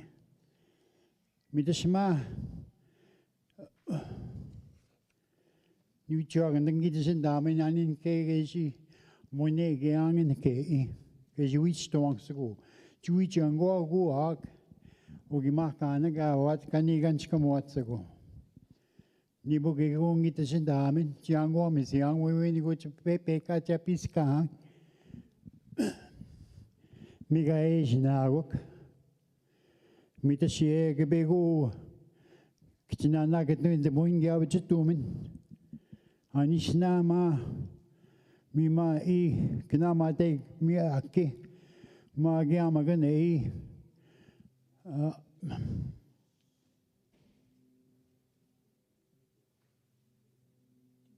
Oh, my Jambies besatten to you and Nintendo. Mitashie. Take piga mega piscang, mishma e. Ashnanga which me go meant to go. Chicaque. Chejemini don't snabegi a kema and CJ Gamagak. Nibuchkego Magyamagan. Gave him Mishkang ema. Anishna Nushnog money bon unmarked graves Kaikaitamot. And the new Mikamen. We be mine go. Get the batch moment. We will tell a story about our findings. Something that'll be since the months ago. We have our technical people, our LiDAR technical winges. What's ago? Come on, Miss Nakisige, what am I? A king. Chicago. Anishna Jango, Miss Young, when in Maganing, what you get away. Mugushkach coming is young, ma king. Magian wish not the way Kitachna Beminanik. Mish Nago Kopi. Mishkashiko, which me go on to Nanagatwin, and Gabego Ashan the Shikamen. Me go a piscan. We will mind go. Biggest man. Strong and then there's this thing called a Chicago and sit in the mangiake. Kegona Mama Ganjaing Chemini going Nibuchkego Magi Bisson or P. A chicken Jitigo Chico. I snag you show not Chigati. Can you Magego get in a comican? The big game might become between my Kabmishabu Big Ma. The Kuskema, Kiaoga, Kitigani Nugema, Kiabanik Yugagi, Chiboa, Minigo is out and Snabege. Okay. There was farmland there, so me construction people get Magita Guyugba, you should not know Make. Gego Minigo, we see Ebinana Wakanegego. Mitishke to go Chinanagituan. Chewing the Mongo, going gaze yachts ago, Chigisino what? To have an environmental assessment doesn't cut it. That's not Bama. We any Gisinigate Ake. Kaningego Gagi Shunachigate Chutapenaman. Me one anagituan.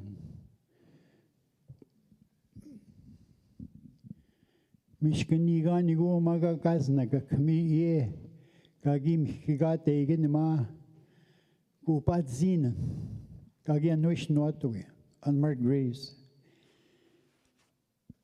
Cemeteries get the wanaga makani manja magan chikamigo. Mige wash me minagim higate unmarked. We were mind a bit batch moment, yeah. Going is at a report to go who's to now. That gets go preliminarily. Give me come and go. Me a cousin. Give me come. Can we go Nikina Magu Geni Magan chicken the man a winner on a pan magi? Kinigui gazok. I'm going to go to Queen here. Mrs. Jango, Miss Young, me go episcan.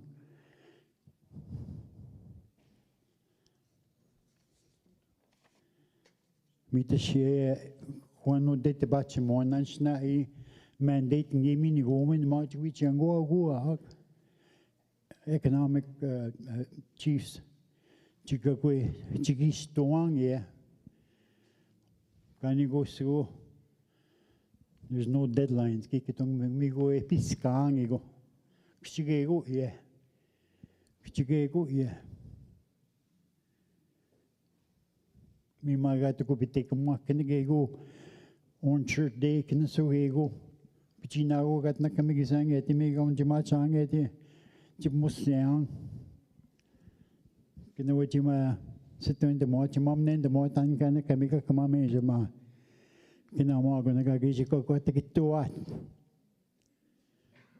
Misie pepe kande pinene miguang ogo. Kaya piskang sigo. Miigwetch, Chief. Miigwetch. Okay, Miigwetch, Richard, in terms of your information about the CJ property. And I just wanted to also acknowledge Chief Rudy Turtle, who's also on the file. And I also want to acknowledge Haley Krolik, who's also online, and Dalton McFarland, who probably will help us with the part of the presentation. You know, in the work of CJ Property, really our first priority is to find the missing children. Map the burial sites and create a memorial in their honor. Then also create a searchable database of their names and organize the records. And then also record oral histories along with developing a school curriculum and language learning. And then also business and Dadiwin, listening to one another. We held an event last week in Perch Bay Resort in Kenora. Survivors were invited to share their stories on the record with their consent to ensure that their piece of history was immortalized for future generations. And then we also had some wellness activities planned throughout the day last week. And then we also have created a website in collaboration with Shout Media to help share the information about the CJ property. And so that's easier for people to gain access to that information about CJ. So with that, I'll turn it back over to Chief Bull. All right. In terms of the land transfer, 3 options were explored for the land transfer. Economic Chiefs Table chose option 1. Option 1 is to undertake all archaeological mapping and searches and to undertake all environmental remediation on the property prior to the land transfer. So that's the option. Option 2 was would have to see these steps taken after the land transfer. Option 3 was to take the land as is. So those were the 3 Written confirmation of the transfer options supported by Grand Council Treaty Number 3 is needed. Approach number 1, transfer of the property upon completion of all divestitures due diligence by ISC. I just want to make a note here. Some due diligence elements can only be completed once all work related to this researching, locating, and documenting burial sites and many activities to memorialize deaths of children and to return children remains home are completed, and transfer timelines will have to be adjusted accordingly. So I'll just keep going to the next one here. Land transfer, written confirmation of the identity of the designated purchaser, property recipient, along with documentation confirming the designated purchaser's legal personality and its authority to acquire and hold this property on behalf of the Grand Council is required to continue the transfer agreement in principle, AIP, or any similar type of agreement such as a MOU between ISC and Grand Council Treaty Number 3. The language used in this agreement would have to reflect this situation, i.e. that ISC commits to continue working with Grand Council Treaty 3 on the transfer of the property and to seek transfer approval from the Treasury Board. Phase 1 of the environmental assessment showed some areas of potential environmental concerns. Additional testing to be completed during phase 2.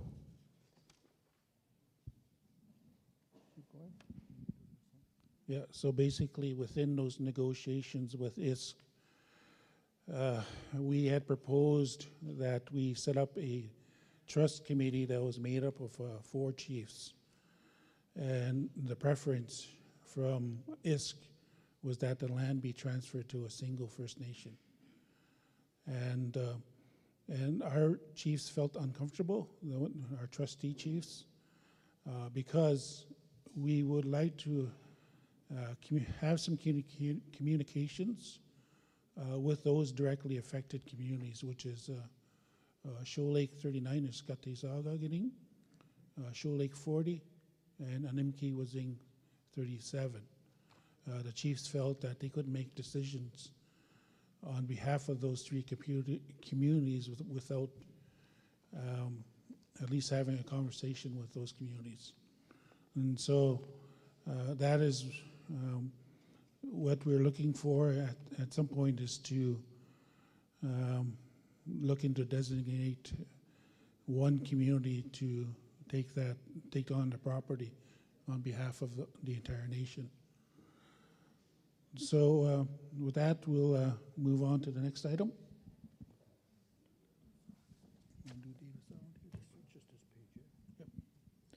Okay, Miigwetch, data sovereignty. The technical team has been working with Makwa 7 to develop a purchase order and a check rec system within Grand Council Treaty 3, which will allow Grand Council Treaty 3 to maintain one system across all departments. These items are currently in development and are expected to roll out early next quarter. In place, POs can be requested digitally, approved digitally, and supporting documents can be submitted by taking a picture of the receipt or invoice. We are currently exploring ways to digitize the input of information for the Justice Department. This includes de-identifiers for the department funding. Once again, it is expected that this information can be captured in the M-Files system already in place.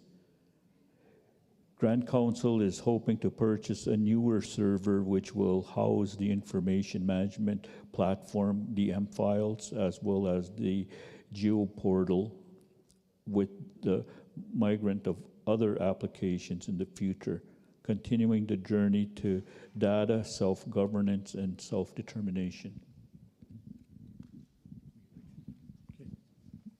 And Makwa 7 continues to do their due diligence with their community engagements. And while Treaty 3 will not dictate what other communities need to do, we feel a responsibility to inform on the importance of data governance and ensuring communities are taking ownership and control of their own data. So, and that's the first premise of the work that we do, is the communities are the ones that own the information. So next item.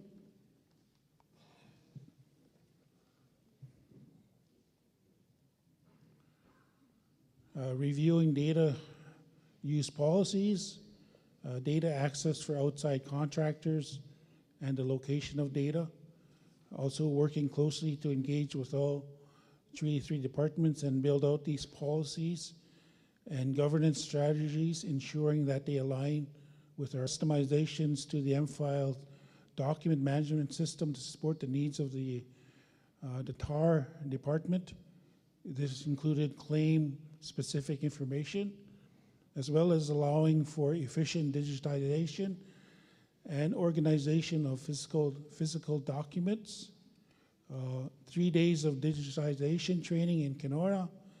Members of TAR team and researchers were able to digitize the wild rice claim, while other high priority claims next on the list. So once digitized, this data will be available for long-term storage and access for other claims.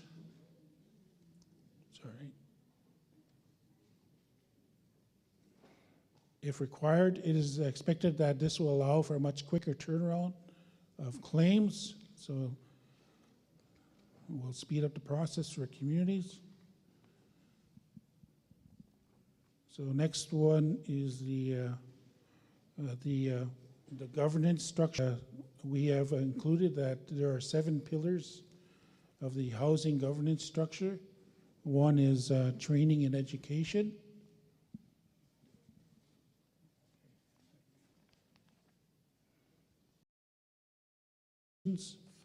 Another one is policy, financial, construction and building, energy, health and wellness.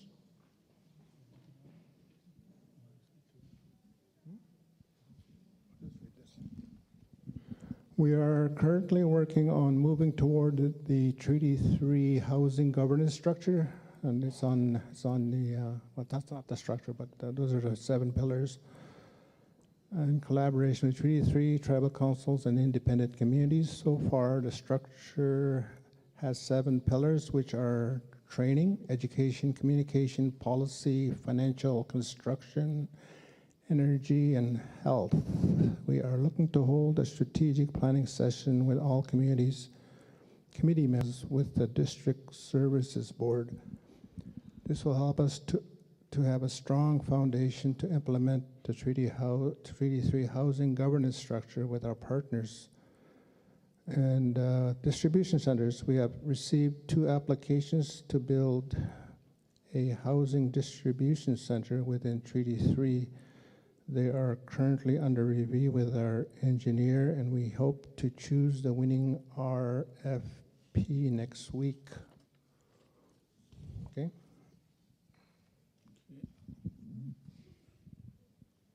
Just also with the terms of the housing governance structure, we've also completed the terms of reference for the housing governance structure, and now we will be looking to add members from each of the tribal councils, and then also independent communities who want to also be part of the housing structure. So our next steps will be to design workshops, storytelling. Sorry, I'm not keeping up with the presentation. So site analysis, functioning program, sketching and modeling, scaled architectural drawings, scaled 3D modeling, construction drawings, and budget and scheduling, And so we'll be continuing to work in terms of developing the housing strategy further.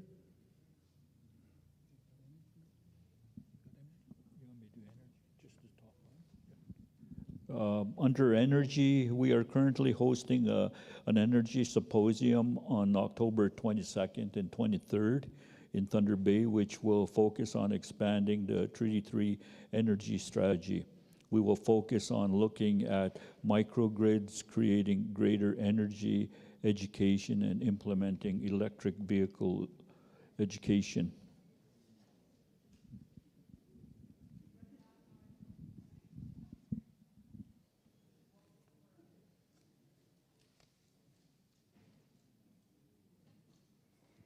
Okay, and then finally, Anishinaabe Kwe in economics. So we'll be looking to host a knowledge gathering survey, and then we're also working with, I guess, the Indigenous Affairs Ontario, IAO, to ensure that we will be holding another symposium for women in economics. And we'll see if Haley, do you want to weigh in on this one?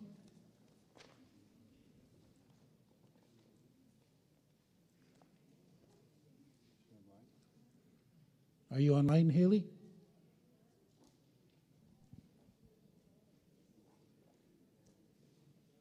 Can you hear me? Yep. Yeah, we could. Good afternoon, everyone. My name is Neil Krolik. I'm the Senior Strategy and Innovation Manager within the Economic Unit. So just to expand a little bit about what the chiefs and Gary are speaking to. So right now we are working, and the survey is just to understand some pathways forward about how we can work towards creating more opportunities within the business sector, and also look at some gaps and barriers that women face within economics. So the poster is up there with the QR code if you'd like to. Okay, you can add to the next one.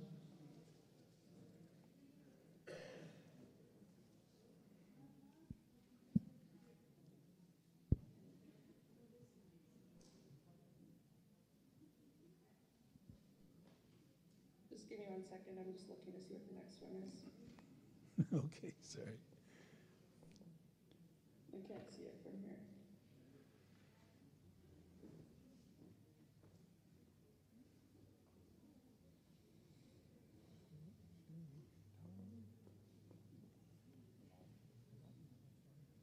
Okay, so the next one is the Treaty 3 Business Goals and Opportunities.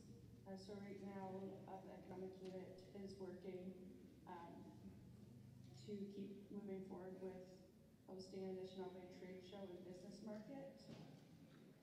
Through this, the goals are to foster economic empowerment within the Anishinaabe Nation in Treaty 3, to stimulate economic growth, to promote and preserve Anishinaabe culture, traditions, and values through different business ventures, and ultimately to showcase and promote Treaty 3 owned businesses, products, and services. We spoke about this at our economic chiefs meeting as well. We're going to be looking at hosting an economic symposium within Treaty 3. We'll be coming out with those dates relatively soon. Economic Unit has been working on completing a desktop analysis on food sovereignty within Treaty 3, which analyzes food sovereignty barriers and looking at creating better access to food. We are also working to complete 4 engagement sessions in each of the 4 directions. The first one was held in Eagle Lake and was very successful, with around 35 participants. Communities by March.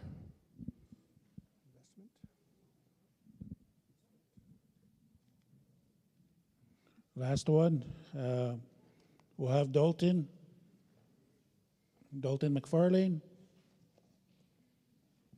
Are you online?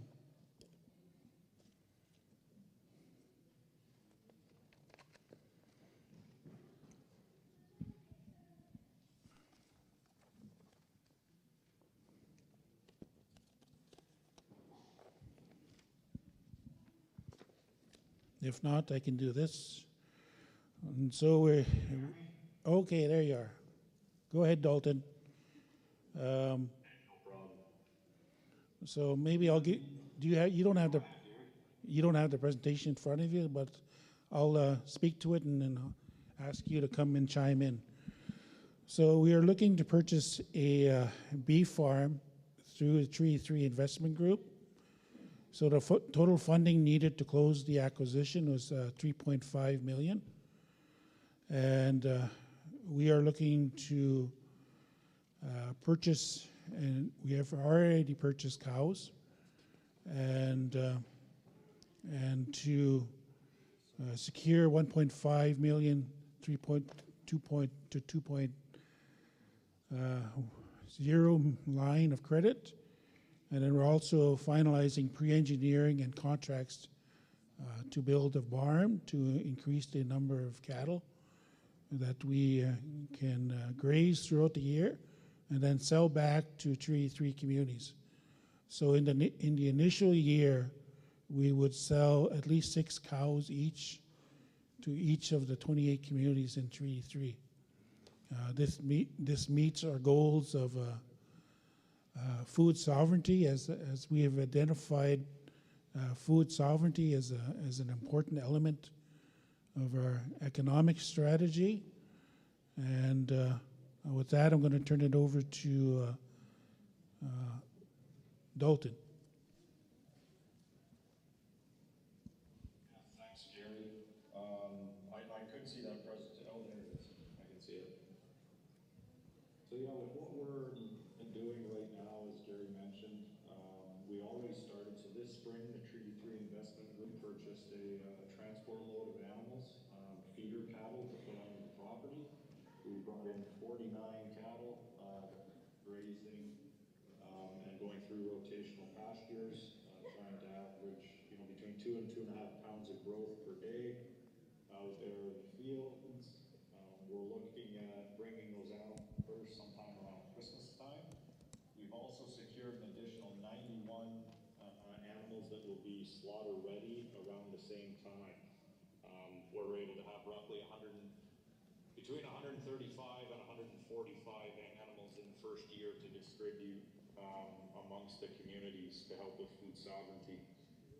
The one thing we looked at when we were doing our preliminary due diligence was the cost of, high quality protein sources in the north to some of the northern communities. So when looking at different cuts of beef, say it's ribeyes, tenderloins, T-bones, prime cuts, those cost anywhere between $30 and $38 a pound at retail in the northern markets. Through the Treaty 3 Investment Group, growing the food ourselves and selling them back. So we're going to be somewhere in the $6.50 to $7 a pound range for all cuts, including prime cuts.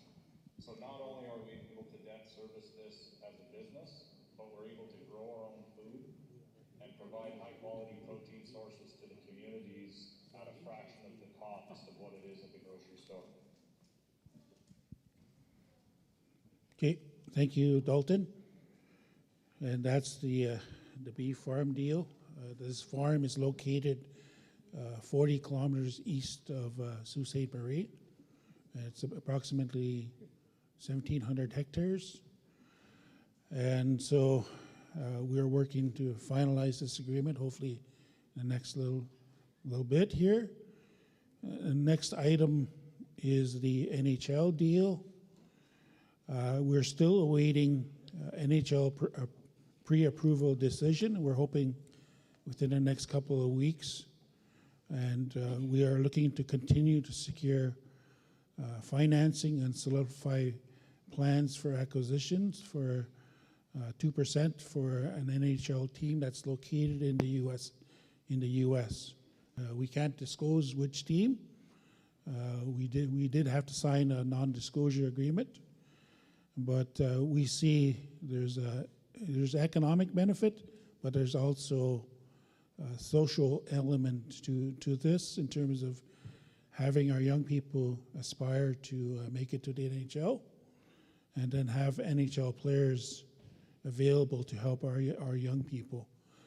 So if pre-approved, G3IG will access the team's financials and make a final decision on moving forward and ensure no further delays in the process to maintain momentum. So I'll ask Dalton, in terms of his last discussion with the proponent, and go ahead, Dalton. Yeah, thank you, Gary. So as Gary mentioned, we're just waiting for the pre-approval process. We did have a deadline to meet some of those dates for pre-approval. Meet, so that's delayed us a little bit going through the legal process of going forward, but we haven't been declined.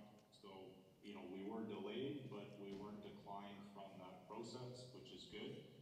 I can speak to a very high level as far as kind of the historical returns, you know, for the league teams in general, even recently. You know, comparatively to the Dow, 2024, the average return this year has been somewhere around 12% in the stock market.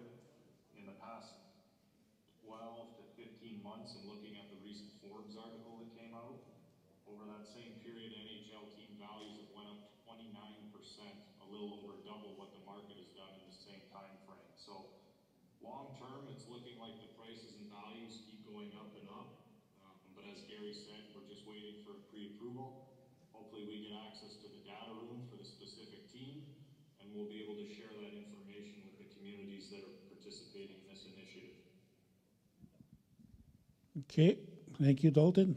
And then next item, our potential topics for resolutions include CJ Property transfer structure, CJ Property land investigation research, Manitowoc-Nakagain economic resolution, and then also a mandate to add tourism to the economic portfolio.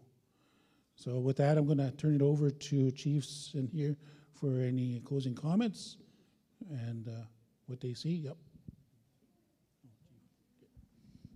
Bonjour. I guess I just wanted to make some comments on the theme of our assembly, strengthening our sovereignty, building our future. We need to make some investments in our future, and we need to invest in our sovereignty. So I think this is a good theme, and it actually just fits right into what some of the economic investments we're looking at, and I guess we're asking the councils and the communities to look at these opportunities of co-signing, like the beef farm up. There's risk to investing, but I think the team has looked at limiting very little of that risk as possible. So them were some of the comments I wanted to make. Yes, closing comments. For me, I believe that the Creator has blessed us with this great land and all the richness that's been provided by the Creator. Treaty 3 has a lot of resources. It's very rich, and if we do it correctly, and we could utilize those resources to our benefit, and considering environmental stewardship, good governance, and I think we can go a long way in prospering our communities. And I know in my community there's a lot of unrest and social issues, and it's like other communities, we struggle. And we have to give hope to our young people that are on welfare and have addictions. We have to give them a better way of life. And when you get involved in industry and partnering with anybody out there that wants to work with us, I think we can work our way out of poverty and become a rich nation that the Creator wanted us to be. So I'll stop there. Miigwetch for listening. And in closing for me, it is really about how do we pool our resources? And we need to start from somewhere. I know there is risk in any venture that you take, but we have to start somewhere because we have to become self-determining and develop and Wab Kinew said it, when he was on his night of his election. He said the economic cart pulls the social cart, right? And so once we get our economics in order, then we can help out in terms of socially. And so I do appreciate the opportunity to present to chiefs here, and we'll open it up to questions.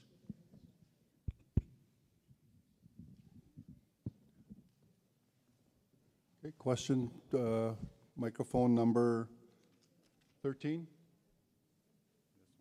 Yes. Bonjour. Bonjour. Mosendotem. David Paul is my given name. I'm a proxy for Northwest Angle 33. Got a couple of questions. One of them is going back to the CJ property transfer. And I was partially involved in that some years back. And I seem to recall that at the time it was going to be a feasible transfer, pretty not as complex and complicated as it sounds here today.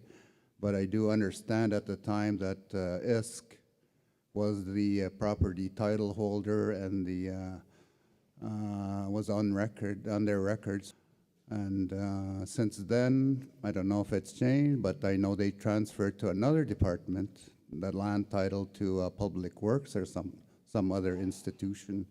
And that complicated things even further at the time of trying to make that transfer happen for Treaty 3. So that one I would like to get clarity if that's still the structure that's in place, that's whether ISK is still the title holder or is it still Public Works that holds the strings and makes all the rules on how the actual land transfer happens. And two, my other question is this economic chiefs thing or economic initiative we have. I'm very happy to hear some of the initiatives that are been presented here, and particularly where's the beef there, like I said, and that sounds like it for the communities that and I'm talking about a trickle down benefits for communities at 28 First Nations, and I said, and the other initiatives, I know it's early, but if there's some kind of indication when, if there will be some trickle down benefits to the communities at some point in time, because I know the only economic initiatives across the country or anywhere that I'm aware of and something actually trickles down communities is casino business. So I'm hoping some of these things that you're targeting will, like I said, bring some financial rewards and benefits to the communities that are you represent. So those are my two questions, if somebody could. CJ, in terms of the ownership, it is right now ISC, but it is kind of convoluted because one is determined by the value of the land, right? There's two, I guess, two acts that would come into play. One, if it is over the value of worth over $5 million, right? And that's when Treasury Board has to be involved. But also the problem with doing an assessment on the value of the land is it would trigger starting to pay taxes on that land once there's a value. So we are very reluctant to do a value assessment on that, because then we'd have to start paying taxes to the city of Kenora, right? And so we didn't want to do a value, so that's why it was more convenient to do it that way instead of having to start paying, right, for that land. And so right now, we're negotiating with ISK on the sale of that property. And I just wanted to clarify too that it could also be transferred to an entity. So just want to add that further. Now, I don't know what in terms of the second question, it seemed more like a comment. Yeah, it was just mostly, like I said, I'm looking for, I think is it the goal and objectives of this group, the economic group, to try to gain wealth for communities as well, some point in time, and that trickle down, like I said, if any of these investments or opportunities are created, and yes, if there's a target date or any yes, projections. Yes, this is our first venture, I guess, and hopefully we'll start to get a dividend, and that would go down back to the 28 communities. That's how we see it. Past the way we lived on the land, when somebody shot a moose, it was shared. Everybody got a piece. It wasn't wasted or put into somebody's stingy box. And I see this as a way of getting back what we used to do. In this case, it's not a moose. It's going to be beef. It's going to be a cow or a bull. And the beef, people are going to have beef to eat, and it'll be shared all over Treaty 3. Thank you. Question in the back? Bonjour. I'm a moose hunter.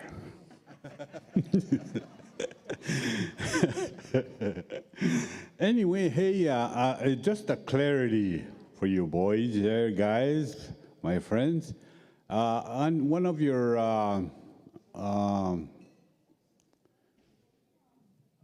what do you call it? Your titles there. There's an Anishinaabe word there, and all the old Indian people here, they don't know what that means, and they like to get a clarity on that. And it's I don't even know what it is. Giiwitaa. Wikamika or something like that. You had it up there one before, and they were questioning that. What is that, and what does that mean?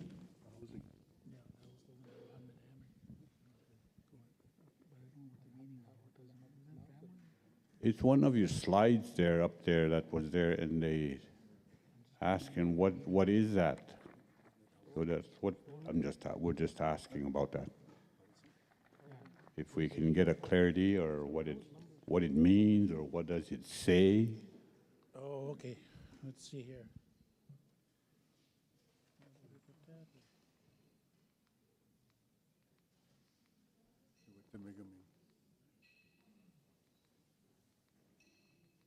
Right there.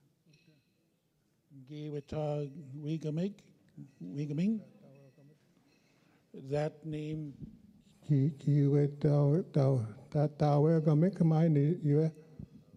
A store?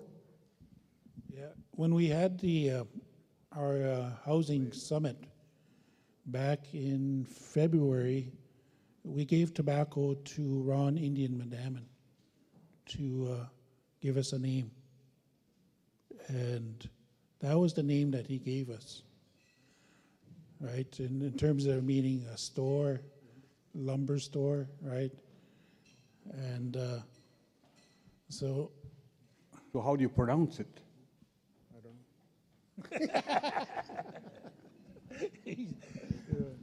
Tawagawik means a store, but I think what we were trying to look at was a lumber store where just a distribution center, I guess. A distribution center, we're going to build one, and we need a name for that distribution center. I guess the word should have been perhaps mitik tawagamik magaja might have been better. I don't know, but I wasn't part of the translation, or I didn't come up with this term. So we may need to revisit that, I think, with the elders And Yeah, you have to. yeah, I because think it so. doesn't- Okay. It doesn't make sense what it says. And Shinabem Gainin, I don't even know what it means. Okay? Thank Okay. you. Miigwetch.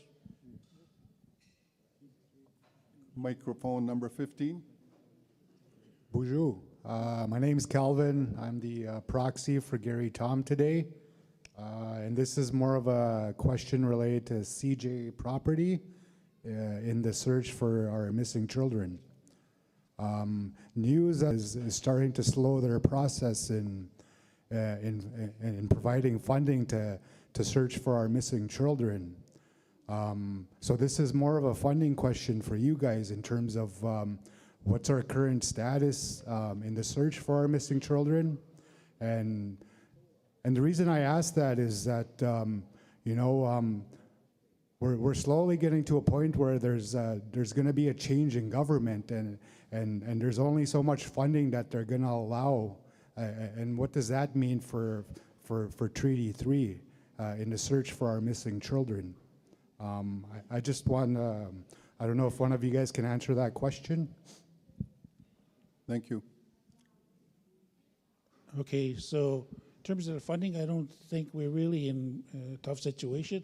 We do have a good relationship with Ontario and Indigenous Affairs Ontario in terms of the work that we're undertaking there. And as part of the work, we are currently completed some rounds of LiDAR on site right now, who's doing, I guess, flyovers, and he has identified anomalies, but he has to make reasonable conclusions that support the work, right? And he's going to continue work here at the end of this year, and then not start again until spring 2025 to ensure we'll have some initial results in the spring. And as of now, we work with federal government through ISC and through IAO that supports our work. So right now we're in a good situation, but anything we remain diligent in working with Ontario and the feds on supporting our work at CJ Property. Yes. Microphone number 14. Bonjour. Just a couple of questions, because I just a bit of clarity maybe. So each of these, the beef and the NHL teams, are the groups that are investing the same, or they're different groups of First Nations? Just out of curiosity. Are they the same group, or are they different groups? In terms of the beef deal, it's everybody within Treaty 3. How does that work? I never signed up for a beef deal. So that I thought it was whoever is interested in investing. Everybody is a part of, I guess, Treaty 3 investment group. Well, how did you get that commitment? We do have a mandate to create Treaty 3 investment group on behalf of all 28 First Nations. So how do you get the money from? You have to get money to do something like that. Okay, so we started basically with the monies that CTRF, which is the trust fund from Grand Council Treaty number 3, right? And that was, I believe, in 2019 that money moved over to from Grand Council to the Treaty 3 investment group. We started off with initial, I believe it was 960,000, and then we put it into an investment fund and generated pretty close to $40,000 through the investment through IG and Newer Wealth, Private Wealth Management. And so when we were talking with Bank of Montreal, we moved it over to be able to support the beef deal. We transferred it over to Bank of Montreal because they were the ones who were going to loan us the money to purchase the farm. So who makes the payments? Who takes the risk? It's the ones we've completed financial projection. We've also completed a business plan on that property. We've also completed an appraisal on that property. Lending agencies to see who would support this business opportunity, and Bank of Montreal was the one that stepped up. And but we did require, because we are just a fledgling business, we do require co-signers, right? And so to be able to bring down the liability, we've been requesting and meeting with communities to co-sign on that loan, right? And so we've already met with 2 communities, and we did have a favorable response from those communities that would help us co-sign. It would be great if everybody could co-sign to lessen the liability to a small amount of communities, right? And because it is a risk, I can say that, right? It is a risk. There's always a risk in business. But we've done our work to try to minimize that. No, right? And so, I understand, yeah. Okay, so then on the NHL deal, that's just a group of interested communities on their own. Yeah. So any benefits will be for them, rightly so, right? No, technically not. So in terms of that deal, we have to create a separate LP, limited partnership, and that would be called Treaty 3 Sports Investment Group. And with that, we would have 6 communities are the ones that have stepped up.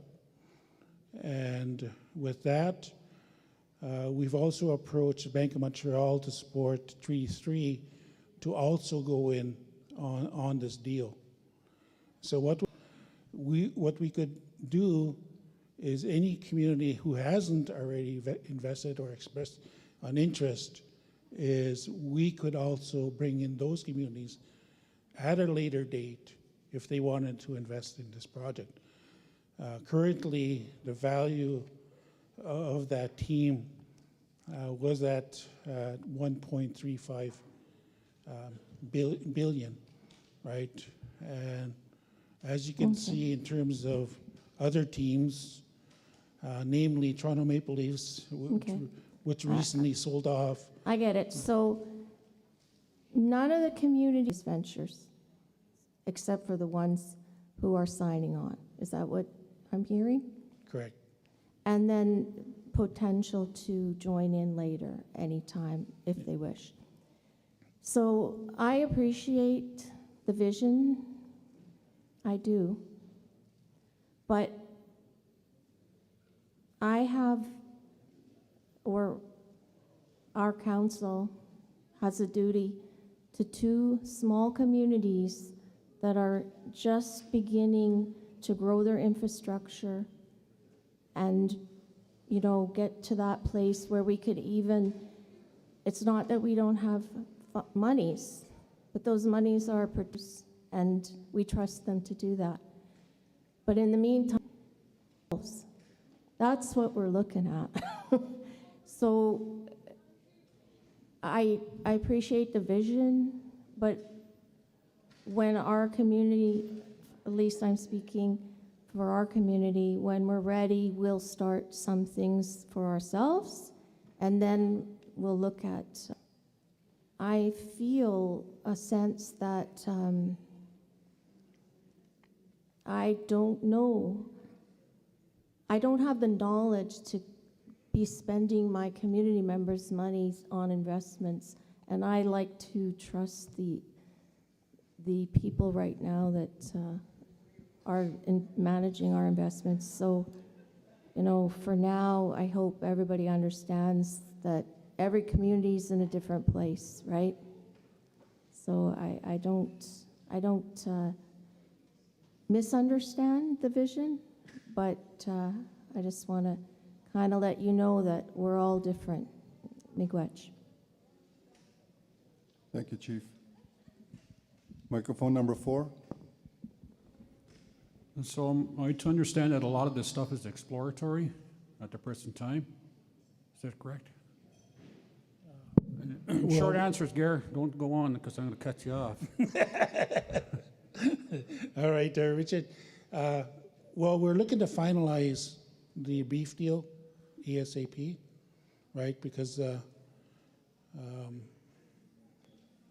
it's just that, you know, we've already purchased the animals, right? And we'd like to get moving, right? And, you know, our job here as the technicians is to bring opportunities. The chief's already told us, you guys bring us opportunities. And here we are. We're bringing you guys opportunities. Okay, so that's for the investment, that's for the beef. Now, what about this housing strategy? Is that going to be a centralized body, or is that just that's what I really want to know. Is that exploratory right now, or what? Yes, it's exploratory. We're basically still developing the structure and how it's going to work out. And the chiefs already met in LCO back in, I believe it was February. We met and decided on a structure. The chief said, we want the structure to go through the tribal councils, right? And then the tribal councils would be the ones making decisions. And our job as Grand Council will be just on the advocacy piece, right? And so the structure will belong with the tribal councils. Okay, now what I'm addressing from my view, the autonomy of the First Nations, first of all, because I think politicians make poor businessmen. Now, and I'm saying that not to try to be funny, but I think I had a chance to go to Alaska and talk to the Klingits up there some time back, and what they did was they had individuals at large from the whole nation that had to vie for these board positions, and they treated it like it was a business. So what I'm saying is, you know, I don't want, or I'm not in favor of any one particular area, you know, taking some of this stuff and just running with it. So I do have a problem. I want to make sure, for me, in my community, I want to make sure that the governance structure is politically, you know, have no involvement from chiefs, first of all, because it's fair and it's equitable. So I'm really addressing the investment portion of this. You know, this bee farm, it can be a good thing, but I don't feel that we as chiefs have the right to be on that. I think individuals from all the area, we can decide how many individuals we want on that board, but I think they should have to run for those positions and not, you know, not be, in my view, appointed. Because if you're going to start talking Treaty 3 wide, that means every body in the 55,000 square miles should have a vote on this. You know, not just to talk about it and nominate or elect these people to these positions. And I think that's the only way it's going to work, because you're asking us to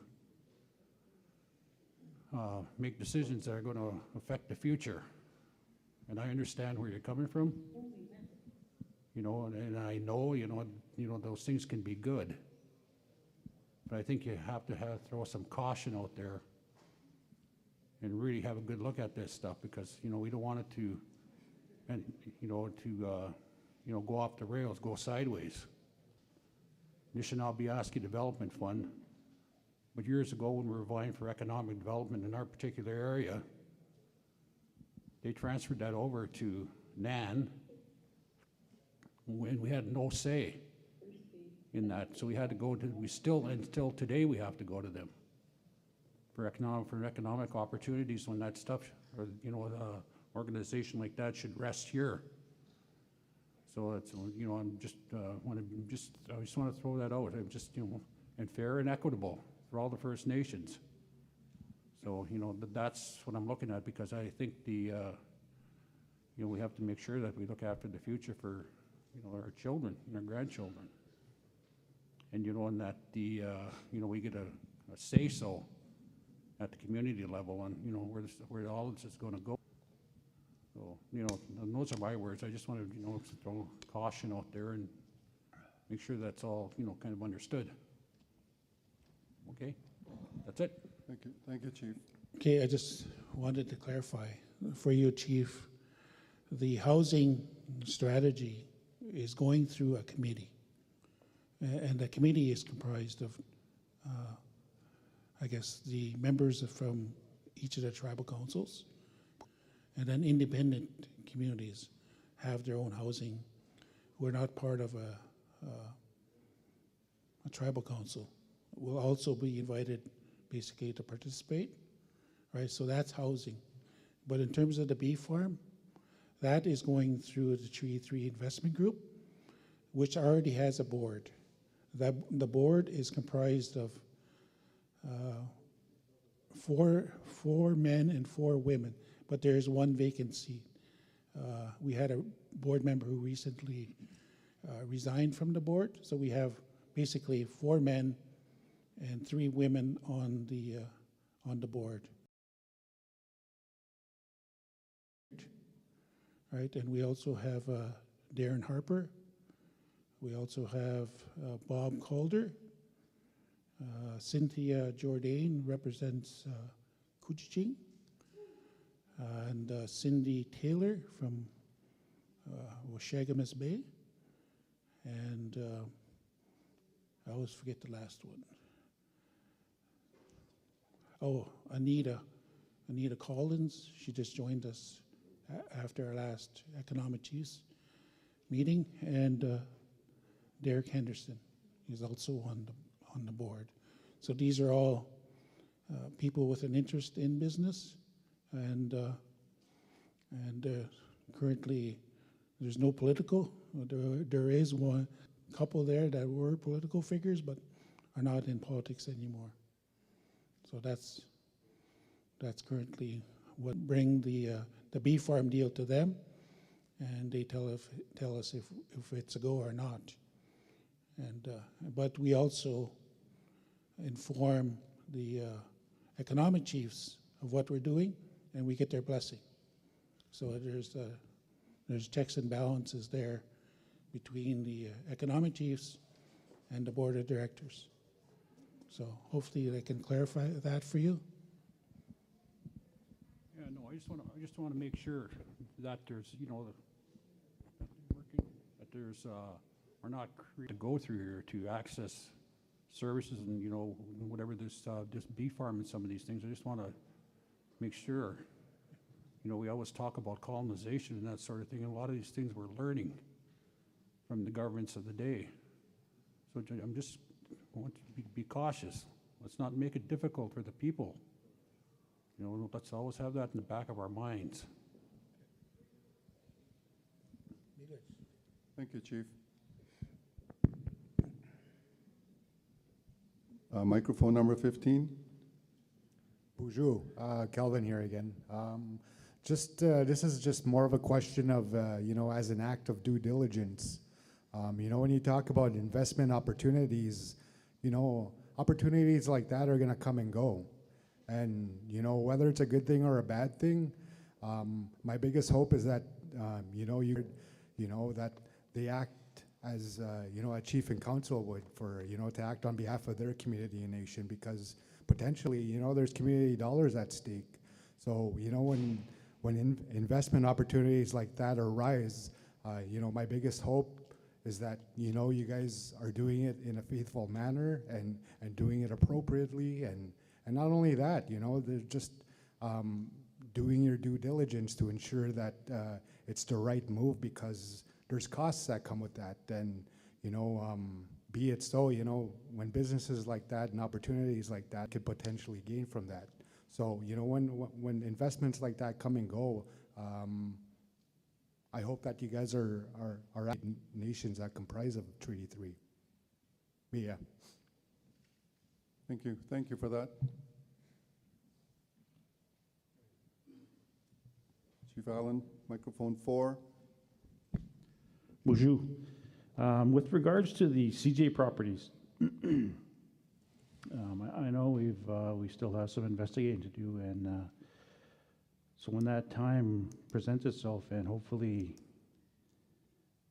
the community is impacted, we'll have, you know, we can repatriate that land and achieve reconciliation. So at the end of that spectrum, I'm wondering what our interests are in that land. Are they economic, the CJ properties? Which? Well, I think we do. We still have discussions with our elders, and in terms of our initial discussions, the elders have stated that they wanted to see a healing center there, right? And other ones that they talked about was housing in Kenora as being an element that they wanted to see.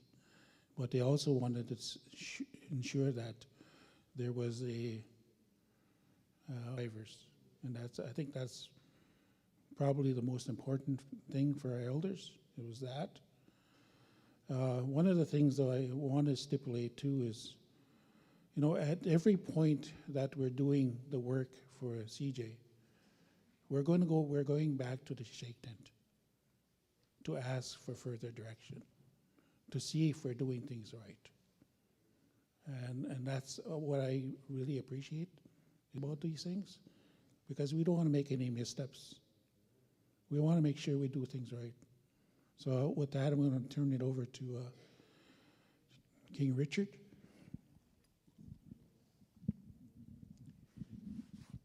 It's a good question. I'm glad you asked it. Is the characteristic of the CG property is our many land, and it also the premise for the committee that we advised on to the chiefs is it's going to be all inclusive for all the 28 men. Taken by the Shoal Lakes, because predominantly CJ started in Shoal Lake in 1902, and they closed that one in 29, and they moved it to Jeffrey Melick in 29. I know there were many developments. They had the Lake of the Woods Cultural Committee that the oversight was there for them. But now, in consideration for Treaty 3, we advised that we should approach in a treaty fashion, that all lands, all benefits, all sectors should be geared to our people. And that's why we suggested through ceremony, there are other elders there that helped, and that we wanted that all sectors could be included, not only the economic one and the social. Gary alluded to the vision of developing treatment center, maybe housing, to offset some of the pressures that we're all living with. I know, like other schools, like perhaps maybe Chief Skeed could, you know, because their school was situated on reserve land, like St. Mary's. It was exclusive for St. Mary's. And now, Kuchiching, perhaps Agency 1, or however you want the corporate things are structured, you can go there. We have Macintosh, perhaps Chief Bull could discuss that. Was exclusive because it was on, I forget that little town. Atis ni katege e utena ma tige me mami magagi kagi patakitege. I look after the Pelican Falls. Need, Rudy Turtle looks after Macintosh. Macintosh. Yeah. Me is 6, so exclusively Grassy Narrows and Pelican Falls will go to Lac Seul. But CJ in this instance is going to be all inclusive for all the First Nations in Treaty 3. Me is na go ko pi. Ka anis na giwawin de mago izemen se ganin nin de benzin oe. It depends the mukazwan mine. We approach on a Treaty 3 fashion in this one, that everyone is included. The benefits will go to all our people, every man, woman, and child. Miigwetch.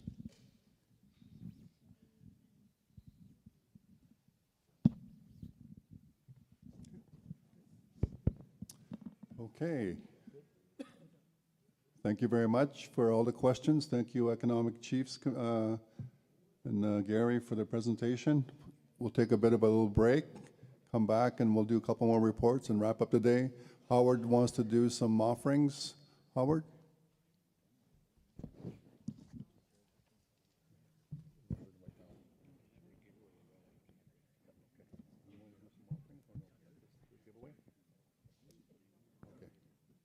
Okay, so they're going to have the giveaway right after the break, okay? So let's have a 10-minute break. We'll get the drum to call you back. There's some refreshments in the back. Help yourself.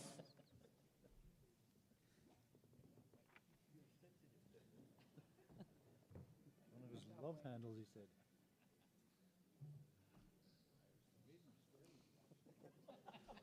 It gets chilly, eh?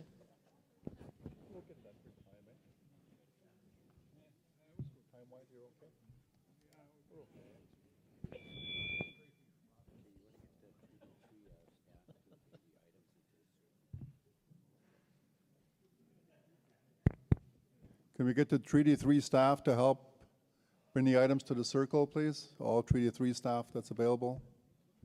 Miigwetch.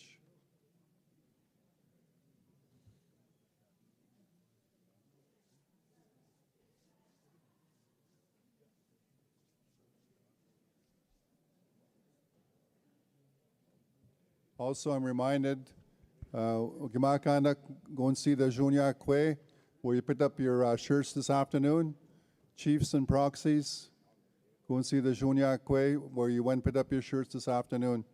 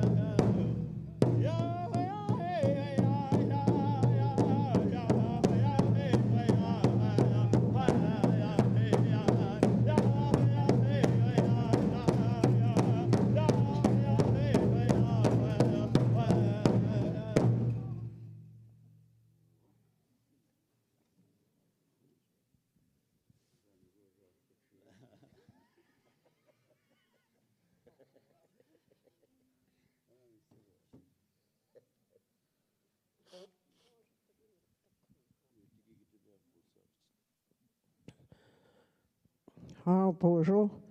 Bonjour, min agege. Well, so this morning we said to go ahead and give out the the giveaway. Day one is usually lots of people, and so that's when we were asked. So we're doing it now, and I'll do a prayer. Oh.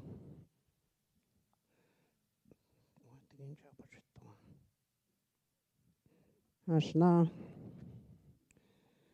When a biniket ansnabe. Oe ogishiatisin. Ogishiatisin sha. Minake is dying. Oe Kimini tingego pitches ended ansnabe. Tane magana uishiagana. Pite. Minake ga is mini go is seeing oe manito. Oe Kikshuich it ansnabe. Tapsko. Kia jemi get go which it. Ashna komen shagi ui shantiuk. Oetash migo peshagon ear. Ki quick cabin nigeok. Min kega shinim itiat mensha. Quick cabin again nagamon and get abataton. Mishiga is ui shantiat. Mich oego peshagon bisantagot the guanago mensha. Kagi matchat. Oe. No, come go mam command, or sash cochebitan. Mensch. Bissen tagot, keep bissen the motor get magia. Kinagamot. No, horse sangagi, marchi, and bissen tagot the guanic shasha. When keep it back in the get or a nigaba. Meet oe geis tabs gigamini gomano as a gay ki no quese gatte on miss a goe Miigwetch.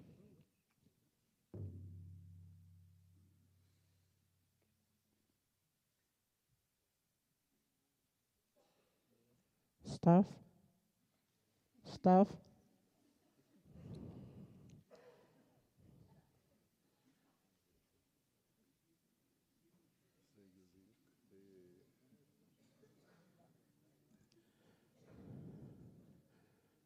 Quanagaman tanon tagot.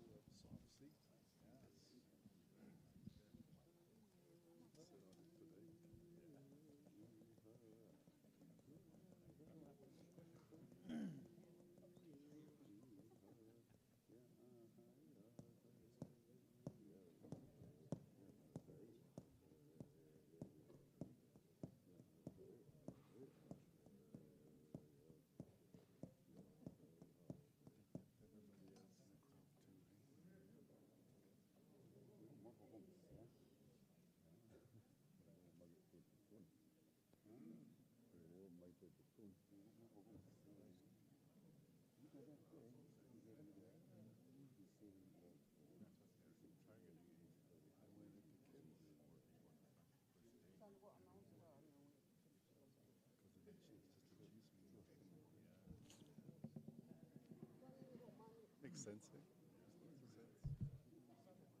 What cushion?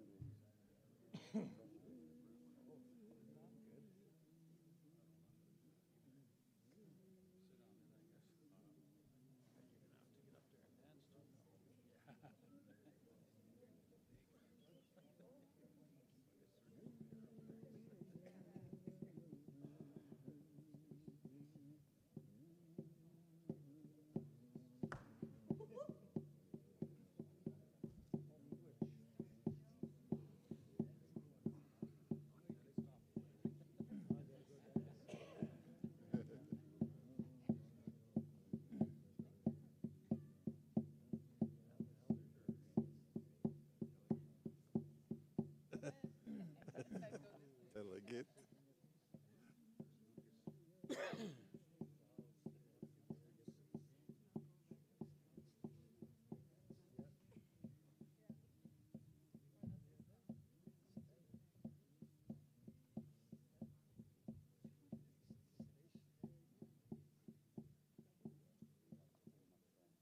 My 91-year-old mother-in-law, she's here with us, eh?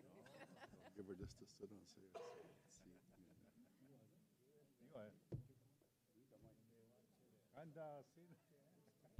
Way up to it's on.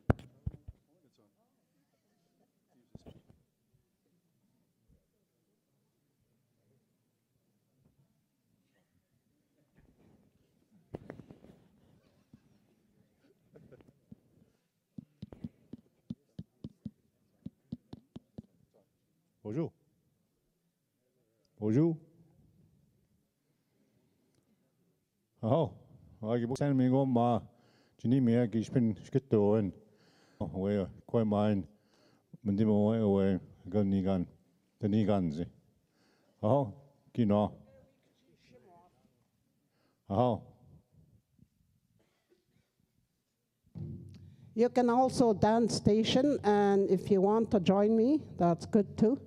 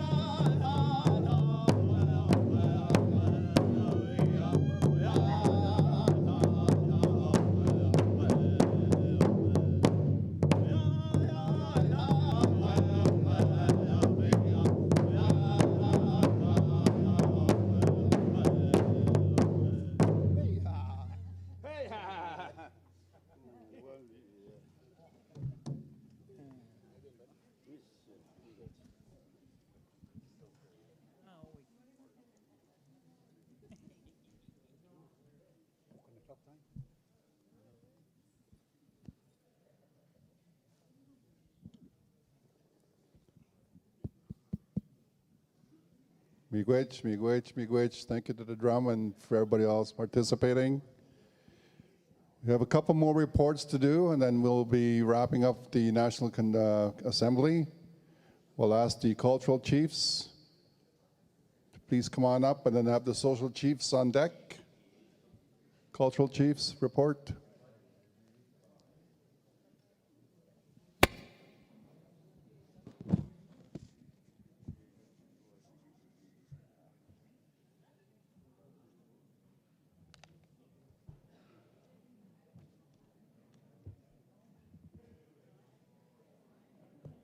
How many do they need? How many seats? 1, 2, 3.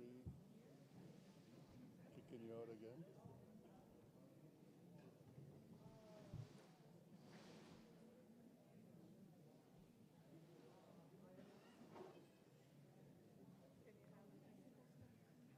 How many?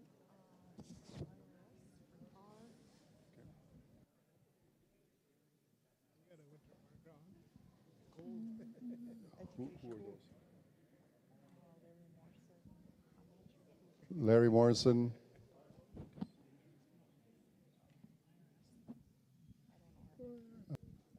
Okay, education's here.